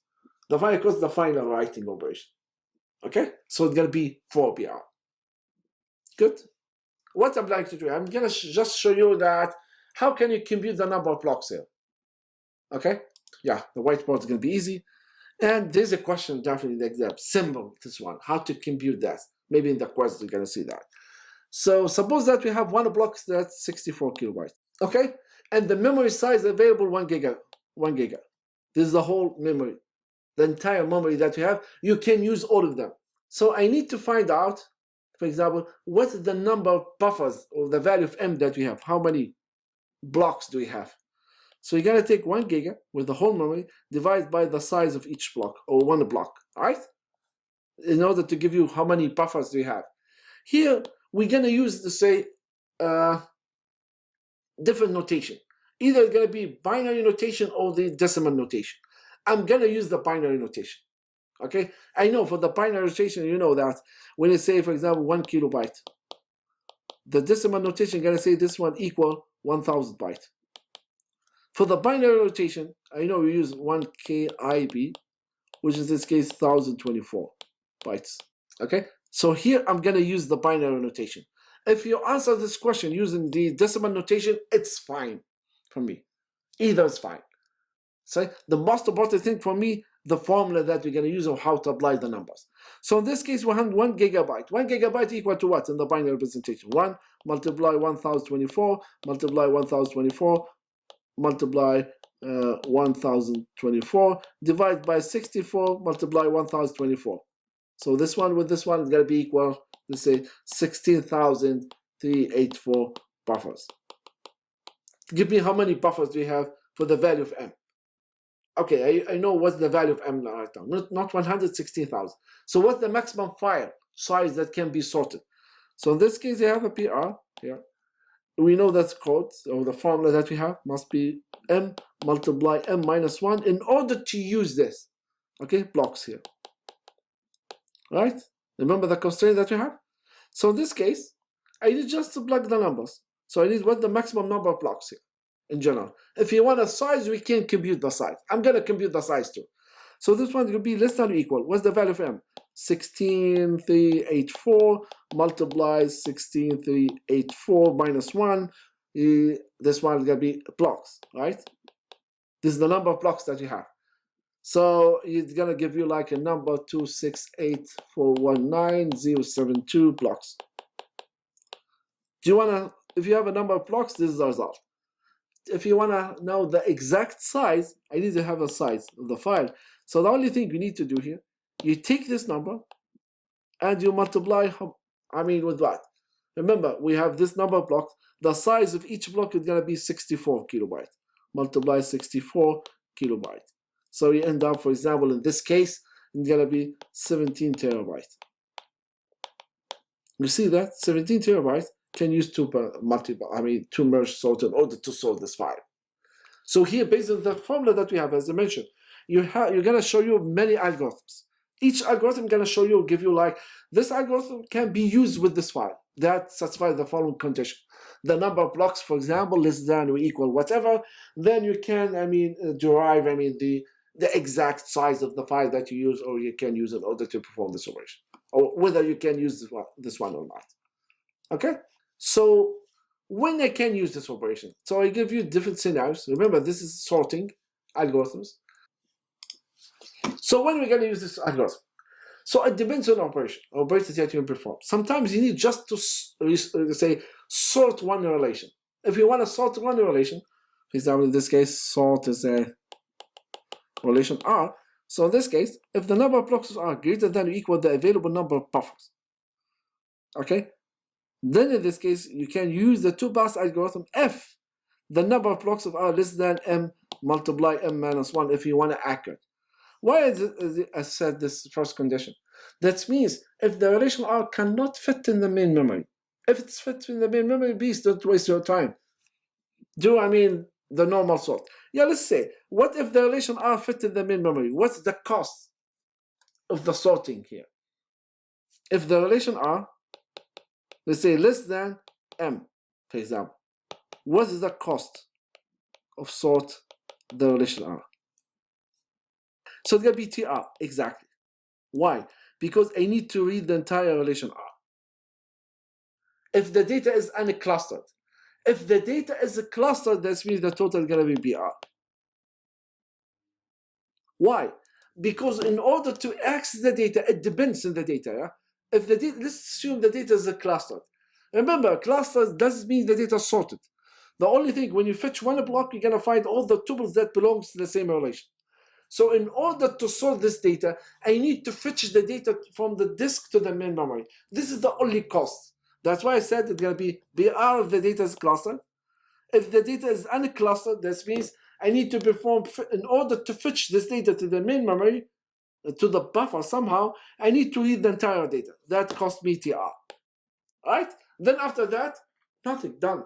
I can use, let's say, binary sort or whatever, or merge sort, any in-memory algorithm to sort my data. So if the data can fit it, less than M, that means you can use one pass. Remember, one pass, that means you access the data one time. Either it can be BR if the data clustered, or TR if the data unclustered. In the binary operator, sometime later we're going to see one algorithm, we can sort two relations at the same time, if both of them cannot fit in the main memory. So R cannot fit in the main memory, and S cannot fit in the main memory. And also, in this case, the condition, the number of blocks R plus S must be less than M multiply M minus 1 in order to sort both in algorithm together. Oh, sorry, both relations together. I'm going to talk about this one later, but keep in your mind, we can do that. There is one optimization, one join algorithms allow us, suggest to use this technique. If you have a multi-pass multi-way merge sort, if it doesn't work too, you can use 3 pass, you can use 4 passes, you can use 5, etc. Okay, we have one thing we go over. I want to make sure that like one observation is going to help us in order to generalize this process. In this pass 2, in this case here, the only constraint that we have, the number of chunks must be less than or equal M minus 1. Did you say anything about the size of each sorted chunk? No. The size M minus 1, whatever, I don't care. The most important thing here, in order to perform the final pass or the next pass, the total number of chunks that we have must be less than or equal M minus 1 in order to perform the merge, okay, of the final, or they say, in order to perform the merge sort. Yeah, why is M less than or equal M minus 1? Because I need to have one extra, the one buffer here, used as an output buffer in this case. Okay. So there is no limitation about the size. The only thing, the limitation that we have here, how many buffers or chunks do we have here? Okay. If you give me a very large file, okay. In this case, just I want to find a way in order to generalize the 2-pass multi-way merge sort. Assume that we have a very large file. I'm going to take a look at the first M buffer, okay, and generate the say M minus 1 chunks. Or let's say, do this one for every single block. Take the first M buffers or M blocks, fetch them in memory, sort it, and store the result in the disk. Take the next M buffer, fetch them in memory, sort it. Take the third, and continue. And here there is a chance we do end up, we have the number of chunks, so sorted chunks is going to be greater than M minus 1. Right? There is a chance. If less than or equal M minus 1, then I can use 2 pass. If greater than M minus 1, so what I have to do in this case? In this case, though the number of chunks that we have is greater than M minus 1, I'm going to just focus and take the chunks of the M minus 1 chunks that we have, or sorted chunks, and the size I'm going to only treat M minus 1 at a time. So I can use the first M minus 1 chunks, sorted chunks, before like assign, let's say, I'll use one buffer to read the sorted chunks from these M minus 1 chunks, and use one output buffer in order to write the total sorted output for only those M minus 1 chunks.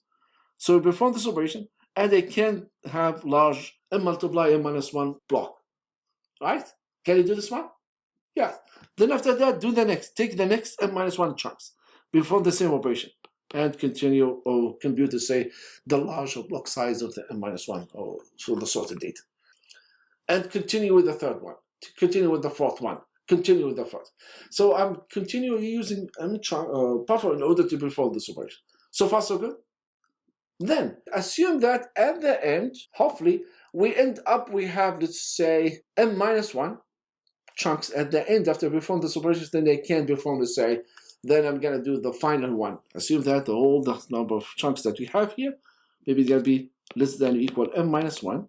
Then in this case, I can use the final stage with the final step and repeat the same operation for the last time. I'm going to use n-1 buffer in order one buffer to read the sorted chunk, and I'm going to use the one output buffer in order to write the total sorted output. Then I'm done in this operation. If those number of the chunks is not greater less than or equal n-1, continue doing this one with the first n-1 chunks and the next n-1 chunks until you end up we have the final stage. The beautiful final stage you're going to have end up we have less than or equal or at most n-1 chunks. Then you can do the final stage. Yeah. So in the three-pass multi-way sort algorithm, or merge sort algorithm in this case, the first one you're going to divide the input, finding the chunks in blocks each, sort each chunk individually, then store the result in the disk. This is the cost going to be 2 BR, one reading the data and one writing the data, right? If the data is not a cluster, this means it's going to be 3R and number 2, and here it's going to be PR. This is the cost. Good. Now the next step. Assume they have more than n-1, so I cannot finish this one in 2 bus. So it looks like we have multiple bus. Repeat this operation multiple times. So it looks like if you take a look at the 2 bus multi-way merge sort, the second phase in the 2 bus, I'm going to repeat this one as much as I need it until I end up we have the number of chunks is going to be less than or at most n-1 in order to perform the final step. One more time. For the second pass here, I'm going to merge only the groups of n-1 chunks at a time. That's what you build here. In order to have like, I call this one, let's say super chunk maybe, or larger. So the size of this one is going to be just n multiply n-1 blocks do you have here. Because we have what? We have n-1 chunks, and the size of each of them is going to be m block. Okay? So this is the number of blocks going to be stored in this chunk, this super one. And continue doing the next one, and that's it. And assume that, so now what's the cost here? Regardless of the data is clustered or not, I'm going to 2 PR here. Because I'm going to read the data, and then we need to store the data. The sorting or storing the data here is going to be part of the result here. Yeah? This is going to be part of the competition. Assume that at the end, we have at most n-1 super, let's say, or much large sorted chunks. I'm going to perform the final result of the final phase, which is going to be read one time, and I don't care. I'm not going to continue or to say, actually I care, but I'm not going to count the final output or store the final result going to be as a part of the result in this case. Okay? So what's the cost in this case? So it looks like in the phase one, pass one or phase one is going to be PR, read the data, store the data. Then the second phase is going to be read the data and store the data again. Yeah, and the third phase is going to read the last file, the super n-1 chunks. That, which in this case you have to read the data for the third time, and I'm not going to consider the final writing, which is going to be the sort when you perform this. Use the last or one output buffer in order to merge the sort of the whatever n-1 sorted super chunks into one sorted output file. Okay. So the cost in this case, if you take a look, it's going to be 5 PR in this case. If the data is a cluster, GR plus 4 PR. We are not going to count the final output. If you're going to count the final output, it's going to be 6 PR in this case. So what's the maximum size of the data here? The maximum size that's going to be formed here is going to be n multiply n-1 square. Why? There's no memory restriction of the phase 1 and phase 2. You see that? Regardless whatever the data, I can use m blocks, repeatedly use the m blocks in order to, let's say, partially sort the data. Read the data m blocks, sort them, then store the result. I'm done. Right? Of course, n-1 and plus 1 as the output here. Perhaps the last one, we must have at most n-1 chunks in order to finish. It's going to be the final phase. Right? n-1, what's the chunks? We do have n-1 chunks. And the size of each chunk is going to be what? M multiply n-1. n-1 multiply n-1 here. Go back here. So what's the size of this chunk? M multiply n-1. How many chunks do we have? We're going to end up, we have n-1 chunks. I'm talking about the final step here. Yeah, actually here. We do have at most n-1 chunks, and the size of each chunk is going to be m multiply n-1. So we end up, we have m multiply n-1 square. Okay? This is the instruction here that we have. That means the maximum file size, the number of blocks of the file, BR, in order to use in this case, must be less than or equal m multiply m-1 square. So this means if BR cannot be used in the one bus. We cannot use 2 bus. Now try with the 3 bus. We cannot use this one with 3 bus. This means we can generalize this one 4 buses, 5 bus, 6 bus, and etc. Okay? This is just generalized, and we come up with a k-pass. If you can use 1 pass, 2 pass, 3 pass, etc. You can tell you what's the maximum or the cost in order to perform this operation and what's the maximum size. If you just substitute the k equal 3, then we end up, it's going to be work with the k. I mean, 3 pass. If you substitute k equal 2, that means it's going to be 2 pass. It's going to be have the right numbers for the 2 pass. Okay? And this is generalized, I mean, just come up with a general way or the general formula in order to compute what the cost of each, say, different algorithms. It depends, 1 pass, 2 pass, 3 pass, etc. And you're going to give you what the maximum size of each pass here. So what's the maximum size, for example, of the 2 pass here? You know that if you substitute the k equal 2, so then we have m multiply m minus 1, which is the number of blocks of the R must be less than or equal this one. Yeah? If this 2 passes. 3 passes, that means if it be R, in this case, less than or equal m multiply m minus 1 square, so you can use this one. Of course, you have to check whether it can use 1 pass or not. If not, check with the 2 pass. If not, go with the 3 pass, etc. Good. Now I'm going to go over different algorithms that allow us in order to compute the join. How can we implement the join here? If we understand how to implement the join, that means the rest is going to be easy. The aggregation function, you're going to see, it depends on the sorting. We know how to use the sorting here. And you're going to use the hashing. I'm going to show you how to use hashing in the merge, in the joining here, algorithms. Selection, projection, etc. based on the index and perform scans. I'm going to show you that since we're going to use index join and we can perform the join using index, so we have an idea how can we perform this operation. So that's why the most important thing, if we understand the join and the sorting, then the rest of the operation is going to be easy. We are not going to cover all of them, just I'm going to go over different algorithms, the joins, which in there, and we need to compute the cost for each algorithm. Generally speaking, when you try to join 2 algorithms, okay, either going to, for example, 2 relations, it's a binary relation, by the way, operation, by the way. You have either going to say R join S or S join R. And here it must be natural join, theta join, either is fine, okay? The same structure again. Of course, you have minor modifications of the algorithm, but it's going to have the same structure. We can use the same algorithm that we covered here, okay? Here I give you some numbers, and here in this example, in order to join R with S, we have a different ways in order to perform it. Either going to be join R with S or S with R. The first one is going to be left-hand side operator or operand. It's going to use as in the outer loop, or it's going to have to use a special case or have a special treatment. That's why the one we put in the left-hand side, usually we prefer to be the one that has a smaller size. The relation has a smaller size. More detail is going to be a few slides when you talk about the actual implementation of every single algorithm. Okay?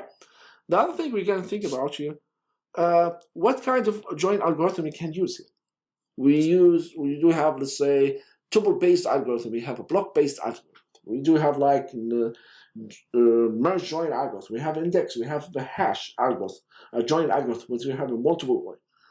So we need to just go over them, and each of them they have some advantage, disadvantage. At the same time, they have like a cost. The cost is going to be affected, going to help me how many available buffer do you have, value of m, and then you can decide which algorithm you're going to perform here, whether you have an index or not in order to perform this operation.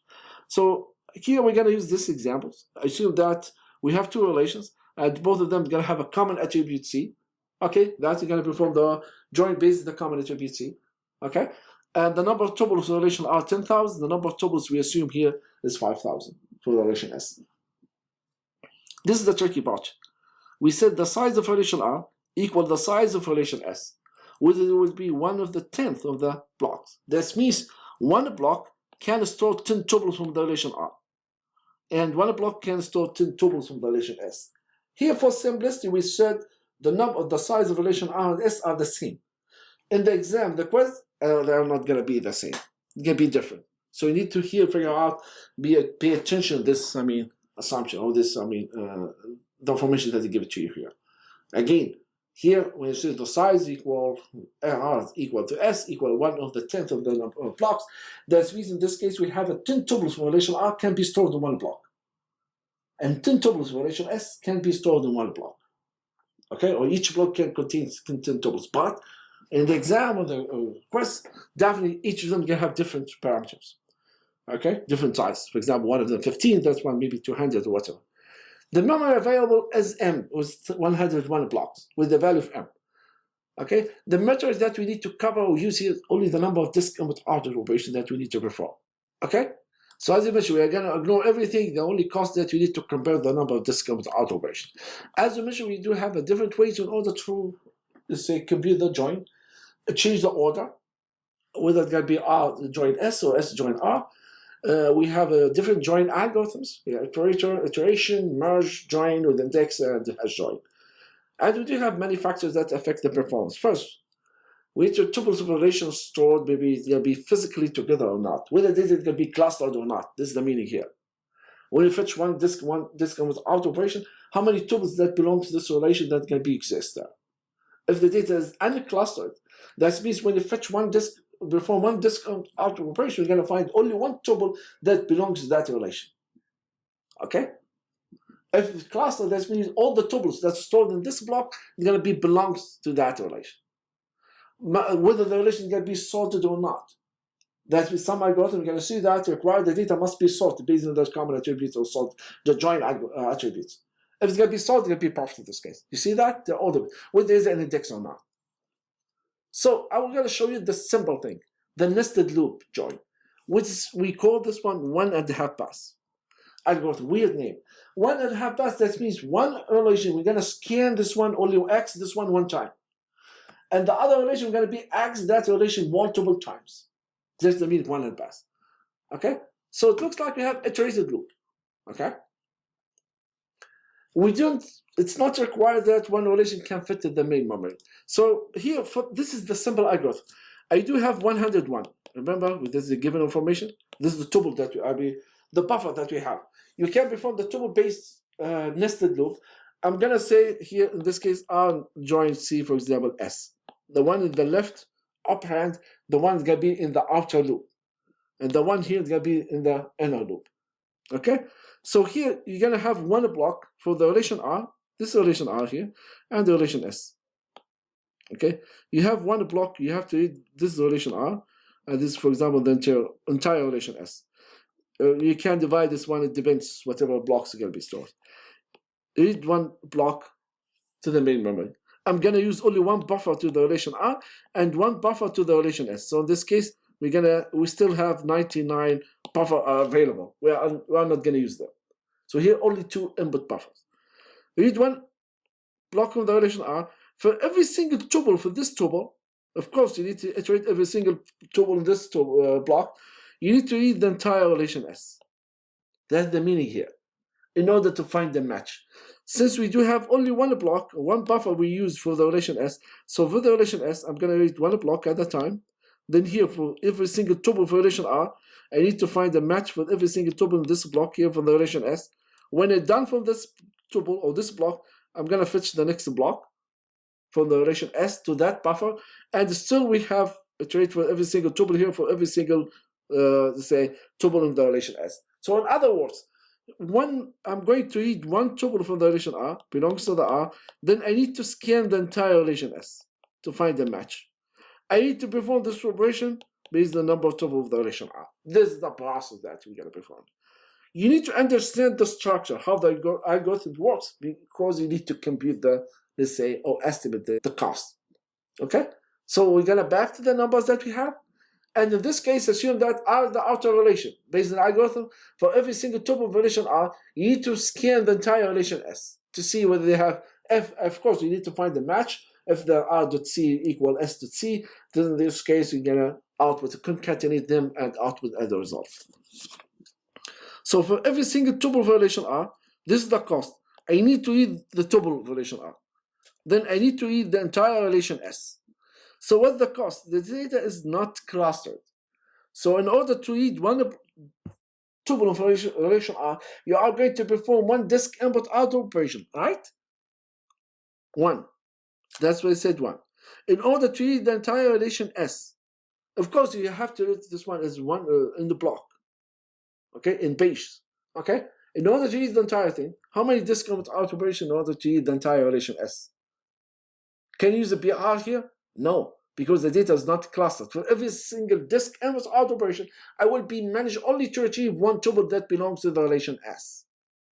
In order to read the entire relation S, that means you need to read or perform the TR here. Sorry, TS. So TS in this case, since you have 5,000, so this is the cost in order to, just for every, or for one single tuple for relation S. For the relation R, sorry. And in order to compute the total cost, or input out operation cost, since we have TR tuples, I need to multiply this one, multiply by the TR here, which will be 10,000 multiply the whole operation here. Right? You see that the number is too large. So this is a bad way to perform that, use an iterative loop. In other words, when you use a Cartesian product, this is the simple way to implement the Cartesian product. Iterate every single one tuple for relation R, then after that you need to iterate over every single possible relation S, then you need to perform what? Do the matching here, which is a bad idea to perform that. Make sense? The data is not clustered. If the data clustered, these things can be changed, it can be less time. Okay, I'm going to give you an example in a few slides. Someone has said, okay, now we do have 100 buffer that given, the value of M. You use only 2 of them. Why we cannot use the rest? Now we're going to talk about something different. It's called the block-based nested loop. This is the algorithm, looks like something like this. You are going to join S with R. And also you can do this one in the previous step, okay, or the previous algorithm. We prefer to use, the left-hand side, or the one that's going to be the left operand. Operand is going to be the relation that has smaller size. Okay? The smallest relation than from between R and S. Why? Because it's going to have better performance, a little bit. Compared if you use the large relation, it's going to be as the first operand, or the left operand. Whatever you have the left operand, going to be in the outer loop. That's the meaning here. Okay, so in this case, I do have M minus M buffers. I'm going to use M minus 1 buffer in order to read the data from the outer loop. In this case, for each M minus 1 block of S, you have to read or fill M minus 1 block or buffer in the main memory. You have to read the data or number of blocks. It depends. If the data are clustered, that means we have to perform M minus 1 disk input out operation in order to read the blocks from the disk and put this one in the M minus 1 blocks or buffer in the main memory. All right. If the data is not clustered, now it's complicated. I need to find, number of tuples in this relation S. Yeah, it depends because I need to perform more or many disk input out operation in order to fill M minus 1 blocks in the or buffer in the main memory. This example we're gonna go over this one later. Anyway, you take chunks of the data M minus 1 at a time for relation S. Then in this case, you are going to organize this one using, let's say, any social structure. You can use hash table, you can use binary search tree, whatever. The way that is going to help you in order to search within these M-1 blocks, to simplify the process. So the data in the main memory, we don't have 1 block, we have M-1 block of the data. Then now we do still have 1 extra block, right? Because we have M buffers. We use only 100 for the relation S, and now we're going to use the 1 of the leftover block in order to read 1 block from the relation R, 1 block at a time. Then in this case, for every single tuple that's stored in this one, in this block that belongs to the relation R, I need to search using whatever search structure that I built using the M-1 in order to locate which block the tuple that set of tuples that satisfy this condition they have, whatever. If a hash table or maybe you have a binary search, you can search for the value that they have the common attribute based on the value of C between the R and S. Okay? Then after that, you output the result. And you continue doing this operation again and again. You take the next M-1 blocks of the data. Okay? See this one with the example here. GR the TS. And we have the same number, 1 block that contains 10 tuples belonging to the relation R or the relation S. We still have one number of blocks here. Now I'm going to put R as the outer loop. And the next slide, I'm going to use the smallest relation going to be as the outer loop. Okay, so what does that mean? An outer loop, that means based on the algorithm, I'm going to use what? I use M-1 block for the relation R. So assume this is relation R here. This is the data we have 10,000. Now we need to have, let's say, M is equal to what here? 100. It's 101, yeah? This is M-1. I need, for example, 100 blocks here. So I need to fill them with data from relation R. If the data is not contiguous, it's not clustered, that means for every single disk input out operation, I can manage to have, let's say, only 1 tuple, all right? 1 IO is going to fill only 1 tuple in M, and 1 block in the main memory. in the buffer. So in order to fill one block here, assume this is block 1, this is block 100. In order to fill this block, how many disk input out operation I need to perform here? In order to fill only one block here, or one page from the relation R. One disk input out operation allow me only to store only one tuple. I need to fill this block with tuples.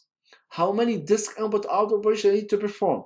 One, allow me only to have one tuple. And the size, based on the size here, tell me that in order to fill one block, you need to perform exactly 10 disk input out operation, because you need to perform or fill this one with 10 tuples. So for each one, it's going to perform 10 disk input out operation, right? In order to fill n-1 blocks, or let's say 100, how many disk input out operation I need to perform? It's going to be 1000. Right? So this one, I need to perform 1000 disk input out operation. In order to read data from here, it's going to be actually 1000, and store this one into 100 blocks or page in the main memory. Makes sense? If you understand this one, then you don't have a problem with the rest of the class. Of course, you need just to know the rest of the algorithm. This is the confusing part. Okay? How about S? Now for S, I need to read for the relation S. We have a data, 5000. And I need to fill one block because I use n-1 for the R and 1 for S. I need to fill this block with data from S. How many disk input out operation I need to perform here in order to fill one block with data from S?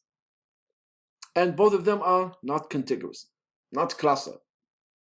One disk input out operation allows me only to have only one tuple from the relation S. In order to fill this block, it depends on the size, it's going to be again, it's going to be 10. Right?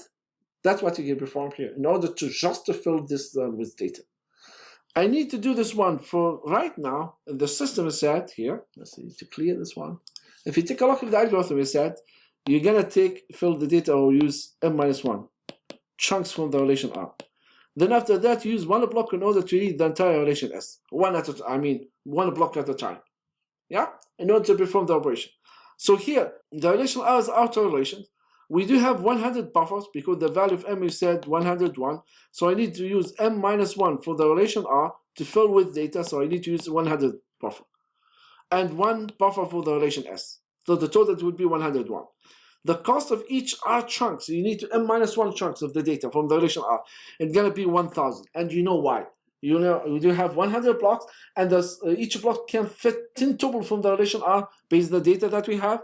Then in this case, I need to perform 10 input out operation per tuple, per block, multiply by 100, so end up we have 1000 input out operation. And for the relation S, since I need to have one buffer, one block, I need to read the entire relation S. Since the data is not clustered, so in this case, I need to perform 5000 input out operation in order to read the entire relation S. Of course, it's going to be used as one block at the time, or they say 10 tuples at the time in order to perform this operation. So m-1 can be fixed, and you need to read the entire relation S. What's the cost of this chunk? It's going to be what? It's going to be the cost of reading m-1 to be 1000 plus the cost to read the entire relation S, which will be 5000. So the total will be 6000 input out operation. This is only for one chunk. How many chunks do you have in the relation R? In other words, now you take the rest for the first m-1 chunk, you fill this one with the data. Or in our example, the first 100 buffer. Now you need to fill the next 100 buffer with the next of the rest of the data of the relation R. So you're going to perform every time or every chunks of the data, you're going to be able to read 1000 tuples of the relation R. Since you have 10,000, then you're going to perform this operation how many times? It's going to be 10,000 divided by 1000, going to be perform this operation 10 times. Again, in this case, if the relation R, this is the relation R, I'm going to read the first, fill the m-1 chunks. Then after that, I need to fill or read the next m-1 chunks. And continue this one until read the entire relation R. Yeah. For every chunks, I'm going to perform 1000 input out operation, which allow me in order to read 1000 tuples. Since we have 10,000 tuples, yeah, and each chunk will be 1000, so we end up we have 10 chunks. So we're going to perform this one 10 times. Each of them, you're going to read what? You're going to read the entire relation S. So it will be 10 multiply the cost for reading each chunk, 1000, plus the cost to read the entire relation S, which is going to be 6,000 multiplied 10. We end up, we have 60,000. You see that? If we compare this one with the previous algorithm, this is more efficient. At least we don't have 50 million. Now, what if we reverse the drain order for the relation S and R? I put S at the small relation, so it will be the outer loop. The one going to take m minus 1 chunks. You need, by the way, to understand, this is, the second algorithm. I'm talking about the block-based. I'm not talking about the iterator, let's say, the tuple-based. Tuple-based, one tuple, one block, one block. Block-based, there's means in this algorithm, m minus 1 chunks of the outer loop at a time, and you have to read the entire, let's say, relation. For the inner relation, you have to read the entire inner relation. And you need to continue to perform this one multiple times, depends on the chunks that you have. This is the same structure. I'm going to, since the data, both of them going to be on a cluster. Okay? And remember, the size of relation R, the tuple relation R, equal the size of relation, tuple relation S. And that means in this case, one block can contain 10 tuples relation R or 10 tuples relation S. If the size is different, that means the number is going to be different, not be the same one. But here, since they are the same one, maybe it's going to be confused here. Because I'm going to say, I'm going to assign, say, m minus 1 to the relation S, which in this case, 100 buffer, and 1 to the relation R. I need to read the chunks of m minus 1 to the relation S. Now I need to check how many block tuples can be stored in one block in this case. It might be different number. Here, since they are the same, that means 10, both cases. So this means in order to fill 100 blocks, since the data are in the cluster, that means I need to perform 1,000 disk out operation. Okay, the cost to read m minus 1 chunks of the relation S, 1,000, plus the cost to read the relation R, since it's not clustered, it will be 10,000. Okay, so the cost in this case, 11,000. Okay, now how many chunks I need to, how many times I need to perform this operation? I need to read m minus 1 chunks of the relation R, S, one at a time. How many chunks in total? Since you have 5,000, this is the total number of tuples that you have, and in order to read the cost, in order to read the number of tuples is going to be read per chunks is going to be 1,000. So this case is going to be 5 times. I need to perform this one 5 times. So it looks like we have 5,000, and each 1,000 is going to be one chunk. So this means makes sense. You have 5. So you multiply this one with 5. It's going to be the number to multiply by 5. So the total will be 55,000. It's slightly, better, slight advantage using the smaller relation in the outer loop. Okay? But remember, in this case, we assume that both of them have the same size. This is what's called, the block base. We still keeping saying, can we do better? Yes, we're going to keep doing this one until we cover the rest of the algorithm, the joint algorithm that we have here. Okay? What if? Assume the data is going to be clustered. Oh, clustered is perfect. If the data is going to be clustered, the number is going to be goes down dramatically. You're going to see that. Assume that the data is going to be clustered. If the data is a cluster, this is a big question to you guys here. Where's the BR, the BS here in this case? If the data is clustered, how many blocks do you need to store the relation R here? Or how many blocks do you need to store the relation S here? The relation R, the number of tuples of the relation R is 10,000. And the number of tuples of the relation S is 5,000. Okay? And the size of R equal the size of S equal 1/10 of the size of the block. Each block can contain 10 tuples. So the R is going to be 1,000 and S is going to be 500. Because remember, we assume that every block can contain 10 tuples for the relation R or 10 tuples for the relation S. So we have 10,000 and the block can get only 10 tuples at a time. It can be stored in one block. Then we divide them, you can end up, you have the number of blocks that you have that are required in order to store this relation. Based on this number, if the data is a cluster, by the way, both of them, okay, sometimes maybe we're going to trick you, give you one of them a cluster, the other one is unclustered. So you need to pay attention. As I mentioned, the exam is going to be, by the way, it's too easy. The only thing you need just to pay attention to the problem. Sometimes clustered and unclustered, maybe both of them unclustered, maybe one of them clustered, another one unclustered, and the size maybe is going to be different. You're going to use the same structure. The only difference is just pay attention to the numbers. Okay? So in this case, assume that data is going to be large clustered. So I'm going to use S is going to be outer loop. Remember, we have m minus 1 for the S, which is 100, and 1 for the R. Okay? in order to fill 100 blocks, or the buffer in the main memory, or read 100 blocks, or fill 100 buffer in the main memory from M, from S. How many disk input out operation? For every single disk input out operation from S, I'm being able to fill one block because the data is a cluster. Yeah. So in this case, the cost in order to just to read or fill, let's say n-1 or fill n-1 buffer in the main memory from the relation R, it's gonna be 100. Again, every single disk input out operation allow me in order to store or fill one block in the main memory. So since we have 100 blocks, I need just to perform 100 disk out operation. Again, because the data is a cluster. This one 100, okay? Plus the cost in order to read the relation R. Is R clustered? Yes. That means in this case we to be R here in this case. So in this case we have 1000. If the relation R is not clustered, it's going to be 10,000. Multiply how many chunks do you have here? We have 500. And for each time we're going to manage to read 100 block at a time. So in this case, we end up we have 5 chunks.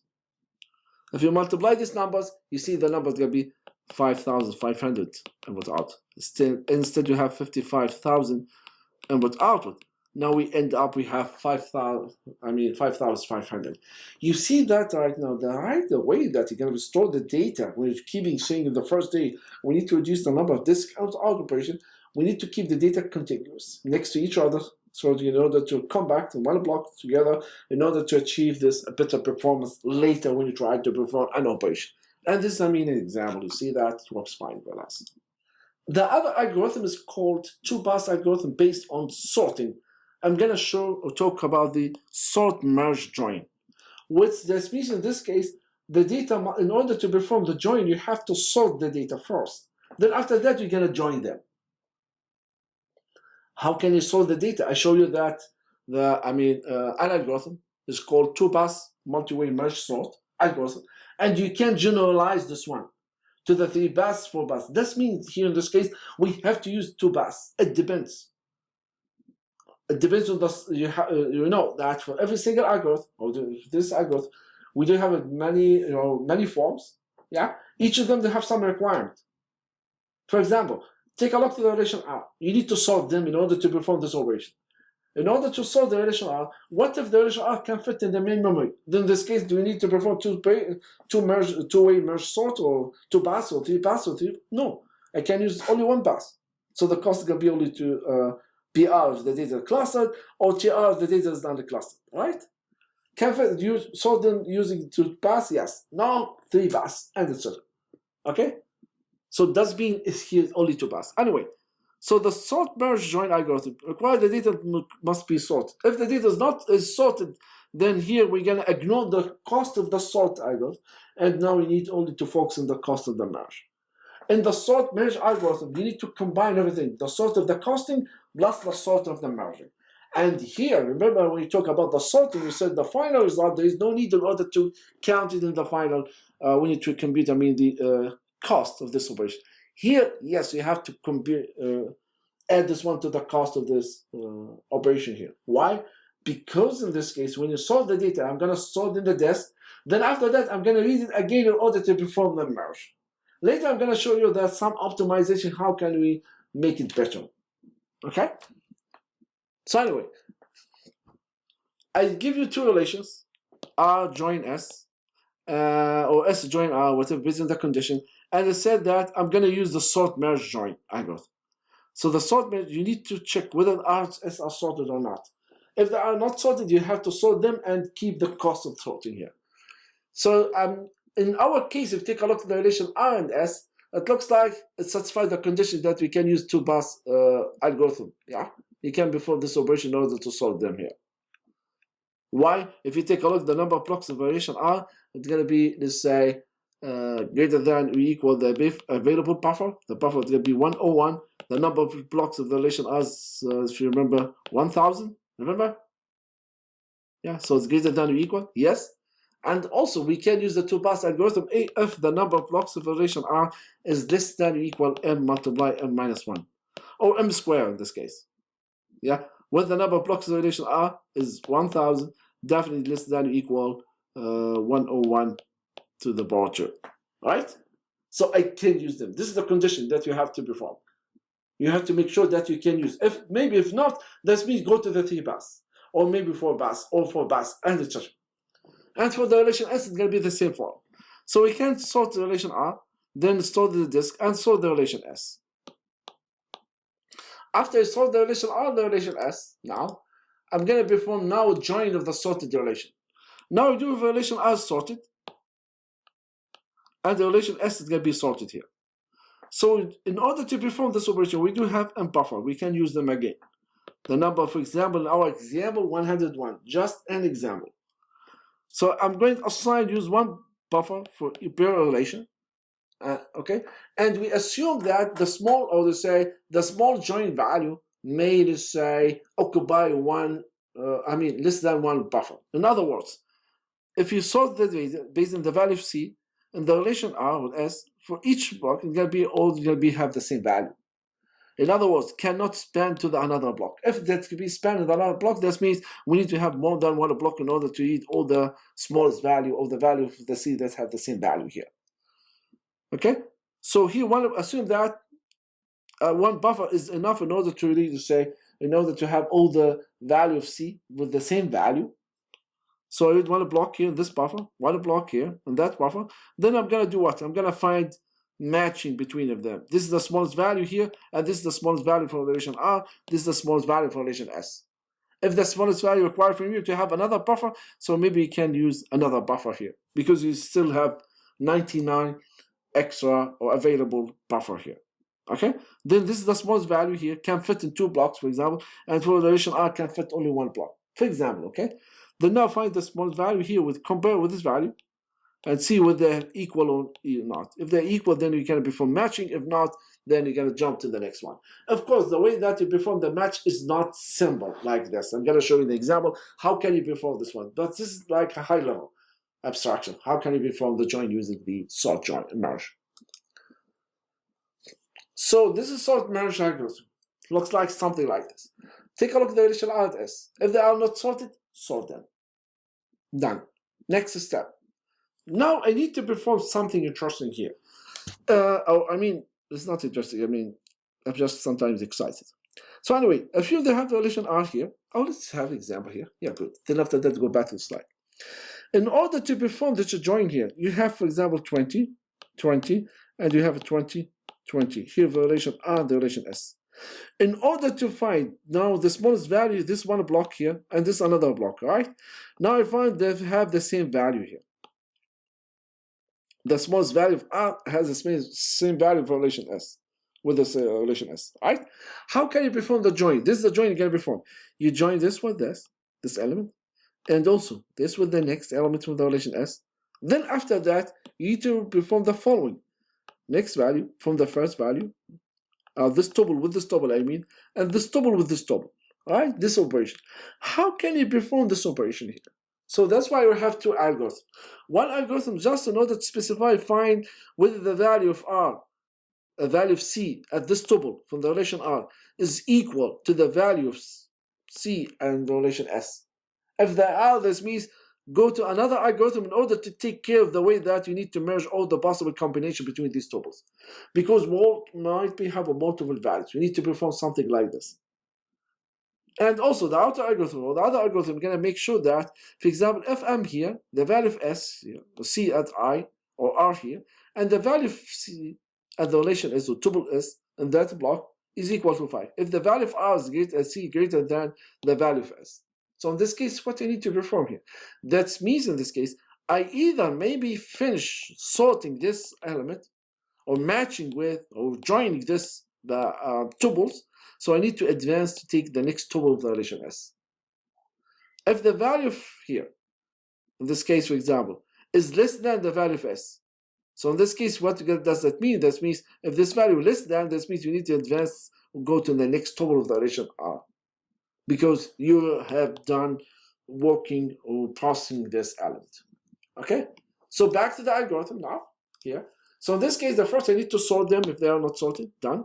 Then the second one, now we need to iterate this operation. I need to find I'm going to use 2 pointers, I and J. I is going to be pointing with the current position in the relation R, and J is going to be pointing to the current position with current tuple in the relation S.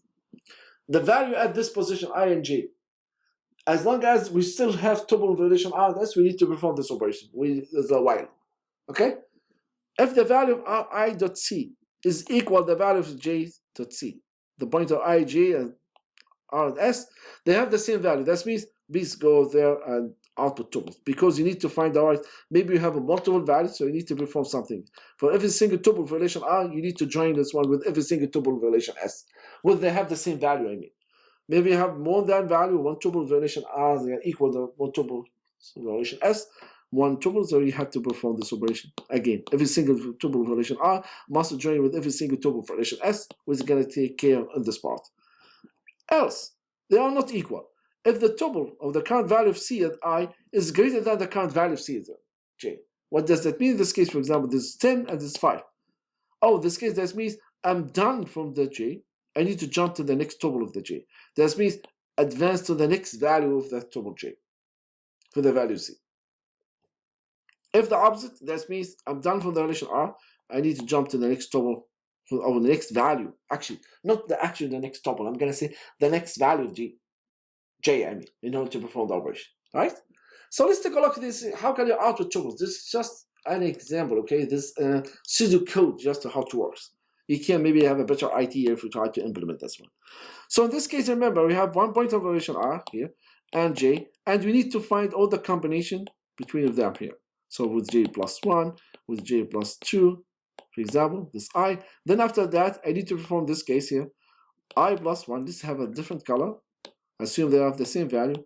I plus 1 is going to be with the J plus 1, with the J plus 2. Something like this. So in this case, I'm going to use, as long as the values, they are equal, the value of I and J, they are equal. That means you can perform this operation. And here I'm going to use, instead use J1, J2, J3, then after that I'm going to use the value of J. I'm going to use a K as a pointer in order to hold the current value of J. Because in every single iteration, in the inner loop, I need to iterate with the value of J from the beginning. Because I need to take the next tuple of the relation R, and you need to join this one with the first tuple, with the second tuple, with the third tuple of the relation S. So in this case, I use J. I mean, keep just the value of J into the K. Then while the value of R to C equal the value of K to C, since this value equal this value here, then you can join them. And advance the value of K equal to 1. So instead of using J, I'm going to use a K plus 1 and K plus 2. Yeah? So you can jump to the next, as long as they're equal. Then after that, once I finish this part, I'm going to advance the value of I. Say I now go to the next tuple. Check if they are equal to the value for J or not. Still we have a tuples, the K, put K, J of the K, and make sure this one is going to start in the beginning and make sure they have the same value, and continue advancing this one operation. Here we end up the value of I has a value, is not equal to the value of J, then it can exit this loop. Okay? So that's how it looks like in relation R and S. You need to solve them. After that, you can compute this cost here in the whole operation. Assume that both the relation R and S are sorted. The relation are contiguous, or let's say clustered. So do you have any cost associated with the sort? No. The cost of the sort is 0. Plus I need just in order to perform the cost in order to perform the join merging here. What's the cost of the merging here? You're going to read the entire relation R one time and the entire relation S one time. All right? If the data are clustered, both of them are clustered. So in this case, the cost of reading the relation R and S, it can be the number of the number of blocks required to read the entire relation R one time, and I'm going to read the relation S one time. If the data is not clustered, so in this case, what's the cost here? It's a tricky question, by the way. If the data is not clustered here, so since the data can be sorted, once you sort your data, so in this case, the data can be as clustered. Because when you sort the data, you're going to combine all of them next to each other, right? Then in this case, it's going to be a BR, the PS2, plus the cost of sort the relation, if the data is not sorted. Anyway, so the total cost here in general, assume that we're going to use sorting, and the data is not sorting. So the cost of the sorting is going to be 4 BR. I'm going to include the final writing as a cost of this relation. Because I'm going to sort them, then I've stored it in the disk, then after that, I'm going to read this one again and perform the next operation, which is going to be starting doing the merging with the other relation. So in this case, it's going to be 4 BR in this case. Okay? What if one of these relations is going to be too big? Sometimes, maybe, usually when you say S, Sometimes, most of the case, the relation S is the one has a small size relation compared to the R. Sometimes S maybe can't use 2-pass multi-way merge sort in order to perform this operation. Relation R maybe can use 4 or 5 passes, it depends. So each of them has its own cost in this case for the sorting, right? But when you perform the merging, just you need the number of blocks of relation R plus the number of blocks of relation S, and done in this case. Okay, let's have a number here. I'll go with the numbers. The data are not sorted, but contiguous, clustered. Okay, in order to perform the sort cost here, each tuple is going to be read one time, read, written, read, written. Yeah, the final writing must be part of the cost here. So in this case, in order to sort the relation R, I'm going to, since the contiguous, it's going to be for BR for the sort relation R and for BR for the relation S, because both of them can use, 2-pass multi-way merge sort. Okay? The total cost in this case, the sort cost plus, the join. What's the join? PR plus PS. So it looks like you have 5 PR plus 5 PS. Right? Someone did you notice something that we have something weird here? If you go up here, just one, the cost is 7,500. If you compare this one with the block nested loop, a block algorithm that we talk about, this one was going to be 5,500. So it looks like that one is going to outperform, let's say, the nested loop join. They talk about this one. It's going to outperform, let's say, the sort join. Not exactly. Remember, the size is too small. For the small size or small, let's say, relations, it might be the case. But for the larger or the relation that have too large, in this case, you're going to see that the merge sort or the sort merge is going to be outperforms, the nested loop. Take a look at the numbers here. Assume that we have 1,000 blocks in the relation R and 5,000 blocks for the relation S, with the number PR, the PS here, actually in this case. And both the data can be clustered, okay? In order to perform this operation, and the data, they are not sorted, both of them. Remember, for the block nested loop, you're going to use what? You have n-1 chunks of the data. You divide the data, n-1 chunks. For each chunk, you have to use the entire relation, the inner loop, right? And you have to perform this one number of chunks. This is one way in order to compute the number of chunks that we have in this relation. So you can use the PS divided by M, the number of value of M, both since the data is going to be like, in this case, just going to be like clustered, so we can use this formula. Multiply with the cost of reading 100 blocks with the base value of M, plus to say the cost in order to read the entire relation R. Sorry, in this case, I'm going to use the PR since the data is going to be clustered. This end up, we have 505,000. Okay? Almost 5 million input out operation. If you perform this one using the merge join, maybe we're going to have 5 BR plus PS. Yeah? The cost of the sort, then after that, the merge. You end up, we have 5 multiply 10,000 plus 5,000, we end up, we have 55,000, and this one is going to be almost half million. You see that? So in this case, if a large amount changes the whole scenario, we have a large amount of data, then the sort merge join is going to be outperform the nested loop in this case. Okay? That's what you call about the 2-pass before. Just to remind you, this is, condition constraint in order to use M-pass. 2-pass. Yeah. And also, we assume the data, the R and S, neither of them can fit in the main memory. If one of them fits in the main memory, this means the cost of the sort PS, for example, in this case, is going to be only PR. Okay, if the data clustered, and TR if the data is going to be clustered. Actually, it can be 2 PR. Yeah, let's do this one. Assume the data PR or the R S can fit in the memory. In M. So what's the cost of sort S in this case? So in this case, if the data, say 1 is unclustered, 2 if they are clustered. So if unclustered, that means you're going to perform what first? TR, read the entire relation S. Then after that, we have to sort this one into the disk later, PR, right? If the data is clustered, it's going to 2 PR. S, I don't know why I say R, it's S. The only thing that we need to perform, just how can we put all the stuff together, okay? One thing we can perform here, we got to talk about an advanced sort merge join. This is like a simplified version. You can sort R and S together at the same time. Remember, we talked about in one of the previous slides, we talked about two-pass algorithm. We said that we can use binary operator.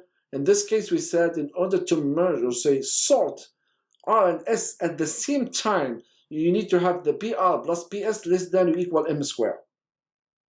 So in this case, we perform what? Instead, what we're doing actually in the sorting, then after that, doing the merging. Also perform, let's say, merge join. You take relation R. Let's do this one here. Relation R.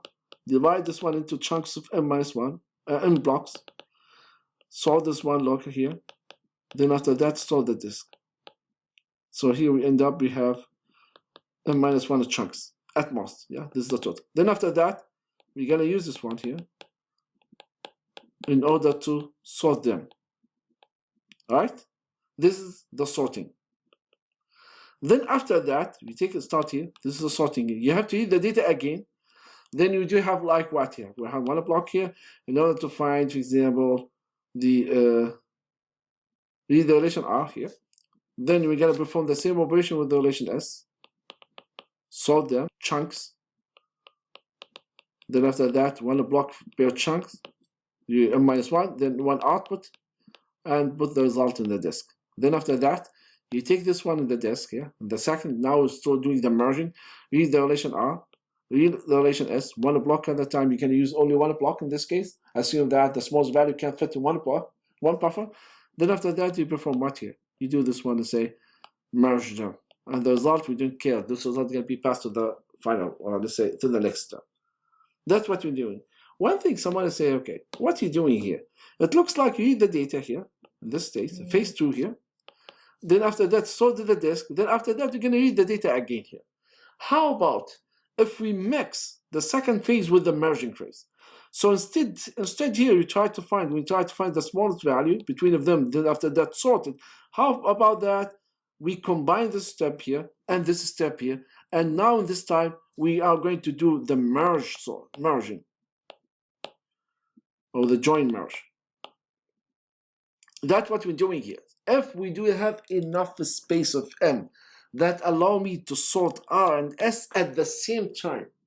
Before this one, we usually do this one in separate steps. We sort the relation R, store the result in the disk. Then after that, you use the M buffer in order to sort the relation S, store this one in the disk. Then after that, we're going to use M buffer in order to use blocks with the relation R and S in order to perform the merge join. All right?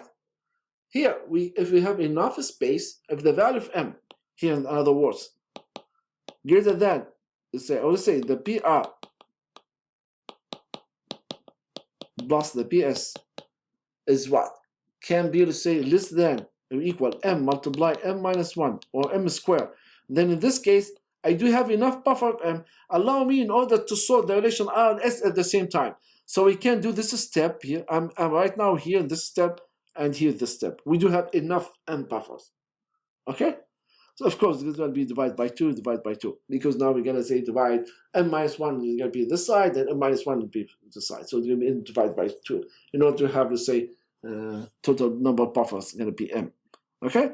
So in this case, instead we have doing sort them, then after that sort the disk, then after that read them again in order to try to find the margin or just join them, try to check the join algorithm or value with the match, then after that we're going to join them. I'm going to read this one in the M, or say assume M divided by 2, for example, buffers, and I'm going to read this one here. Then now, this step, I'm going to use the plus 1 here to find the smallest value. Then after that, doing the merging here. So here, instead we have the smallest value, I'm going to do the merging and store the result, or send the result to the next level. So the cost in this case, one time to read the data, one time to write the data. If you use two-pass multiway merge sort, then after that, the third time I need to read the data, and the final result is going to be the sorted data. Clear, guys? That's what is called the advanced sort merge join, which instead of writing the sorted output buffer to the disk and reading again, later identify all the tuples for both relations that have this value C equals C, which is that's what they did here in this case, this step. So the cost in this case equal to what here? 3 PR plus PS. We get rid of the writing and reading again in this case, right? In order to do that, you have to have this condition here, because I want to sort R and S at the same time together using the existing number buffer M. Okay, so if M of these numbers satisfy this condition, yes, you can use advanced sort. Otherwise, you cannot use advanced sort. Okay, clear. The other algorithm is called the index-based algorithm. So in this case, what if we have an index? Can we use the index in order to try to compute the join algorithm in this case? Yes. Well, let's go back here first. So index-based algorithm that's useful in order to perform the selection operation that we did before, but in order to access the data, but it's going to help us also in order to perform, let's say, the join algorithm, or implement the join operator, and hopefully come up with an efficient implementation in this case. We do have two different types of index here. One of them, the cluster index and non-cluster index. I have a minor definition, different than the one that we covered before here. So an index here, where all the tuples with the given search key value appear as a few blocks as possible, we call this one the cluster index. Okay? One relation can have one cluster index, but multiple non-cluster index. So let's give you an example in order to just clarify what I've said here. Assume that we have a cluster index. An index can be built based on a specific attribute A. Okay, so in this case, in order to access specific value A1 here, we're going to have a small number of discrete operation in order to achieve the data that's stored in A. Because why? That's what the definition that we did before when we talk about the cluster index. The way that index data is going to be stored in the index is going to be similar to the way that the data is going to be stored in the disk, or lay out the data on the index, onto the file, right? So if you have A1, when you access A1 here, we're going to have access, say, one or maybe fewer blocks in order to get all the tuple that contains the value of A1 equal, or the value of A is equal A1 here. Okay? This is a true mean clause. So in other words, in order A1, you are not going to find the data, or the data can be stored in the relation R something like this. A1 here, and maybe A1 here, then A1 here, yeah, then A2, then A5, A3, something like this. Otherwise, in this case, that means in order to access A1, I'm going to say A1 is going to be here, then might be here, A1 here, and the data here, A2, then A3 is going to be, for example, here, A5 here. This is not going to be cluster index. It's going to be uncluster. So cluster index, the data that the way that you use to sort in order to create the index is similar to the way that it's going to be sorted, or the data can be sorted or stored in the disk. So that means we're going to have a list number of discrete operation in order to access the data. Okay? And the common way, the example of this case, if I'm going to sort the data based on the attribute A in the relation R.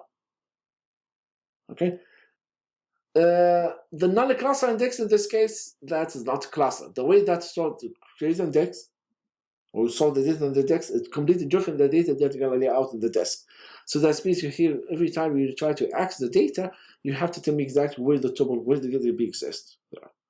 Or in other words, we give you an example last time. We said, for example, the data, in order to store X value 1, 2, 3, when you try to access one in the disk, 1 is going to be stored here, 2 is going to be stored here, 3 is going to be stored here, 4 is going to be stored there, and 5 is going to be stored here, so it's going to be confused. The way that stores the data on the disk is completely different than the order that you use in order to build the index. So that means in this case, you're going to perform too many discrete operations just to try to achieve the data. Or in other words, the data is scattered everywhere. Okay? So the join algorithm that you're going to use here for the cluster index. So assume that we have, I need 1 minute. Then next lecture I'm going to try to cover, because we try to finish this one. At least we have more time to finish this one next lecture. Then after that, we maybe spend a few minutes to talk about the exam. Okay? Assume that we have index based on the attribute C in the relation S. So what I'm going to do here, I'm going to use the outer loop in order to iterate every single tuple from the relation that doesn't contain an index. And you use this tuple in order to look up in that index of the other relation in order to reduce the number of discrete operation in that relation. So here R doesn't contain index. I'm going to take one tuple or one block from the relation R. For every single tuple of this tuple in this block, this R, this tuple, I'm going to look up the index. And the index is going to tell me, for example, where the tuple is going to be from. Actually, use something like this. Yeah. So it's going to tell me exactly where the data is going to be stored here. It's going to be just give me the list of records or address depends on the type of index is going to be formed here. If the cluster index is going to tell me probably give me a few number of disk computer operations need to perform in order to retrieve all the tuple data associated or they have the same value of the index or equal the value C is equal to R.C. Okay? Then after that we can join them together. Okay, I will stop here today. That's all, guys. Thank you.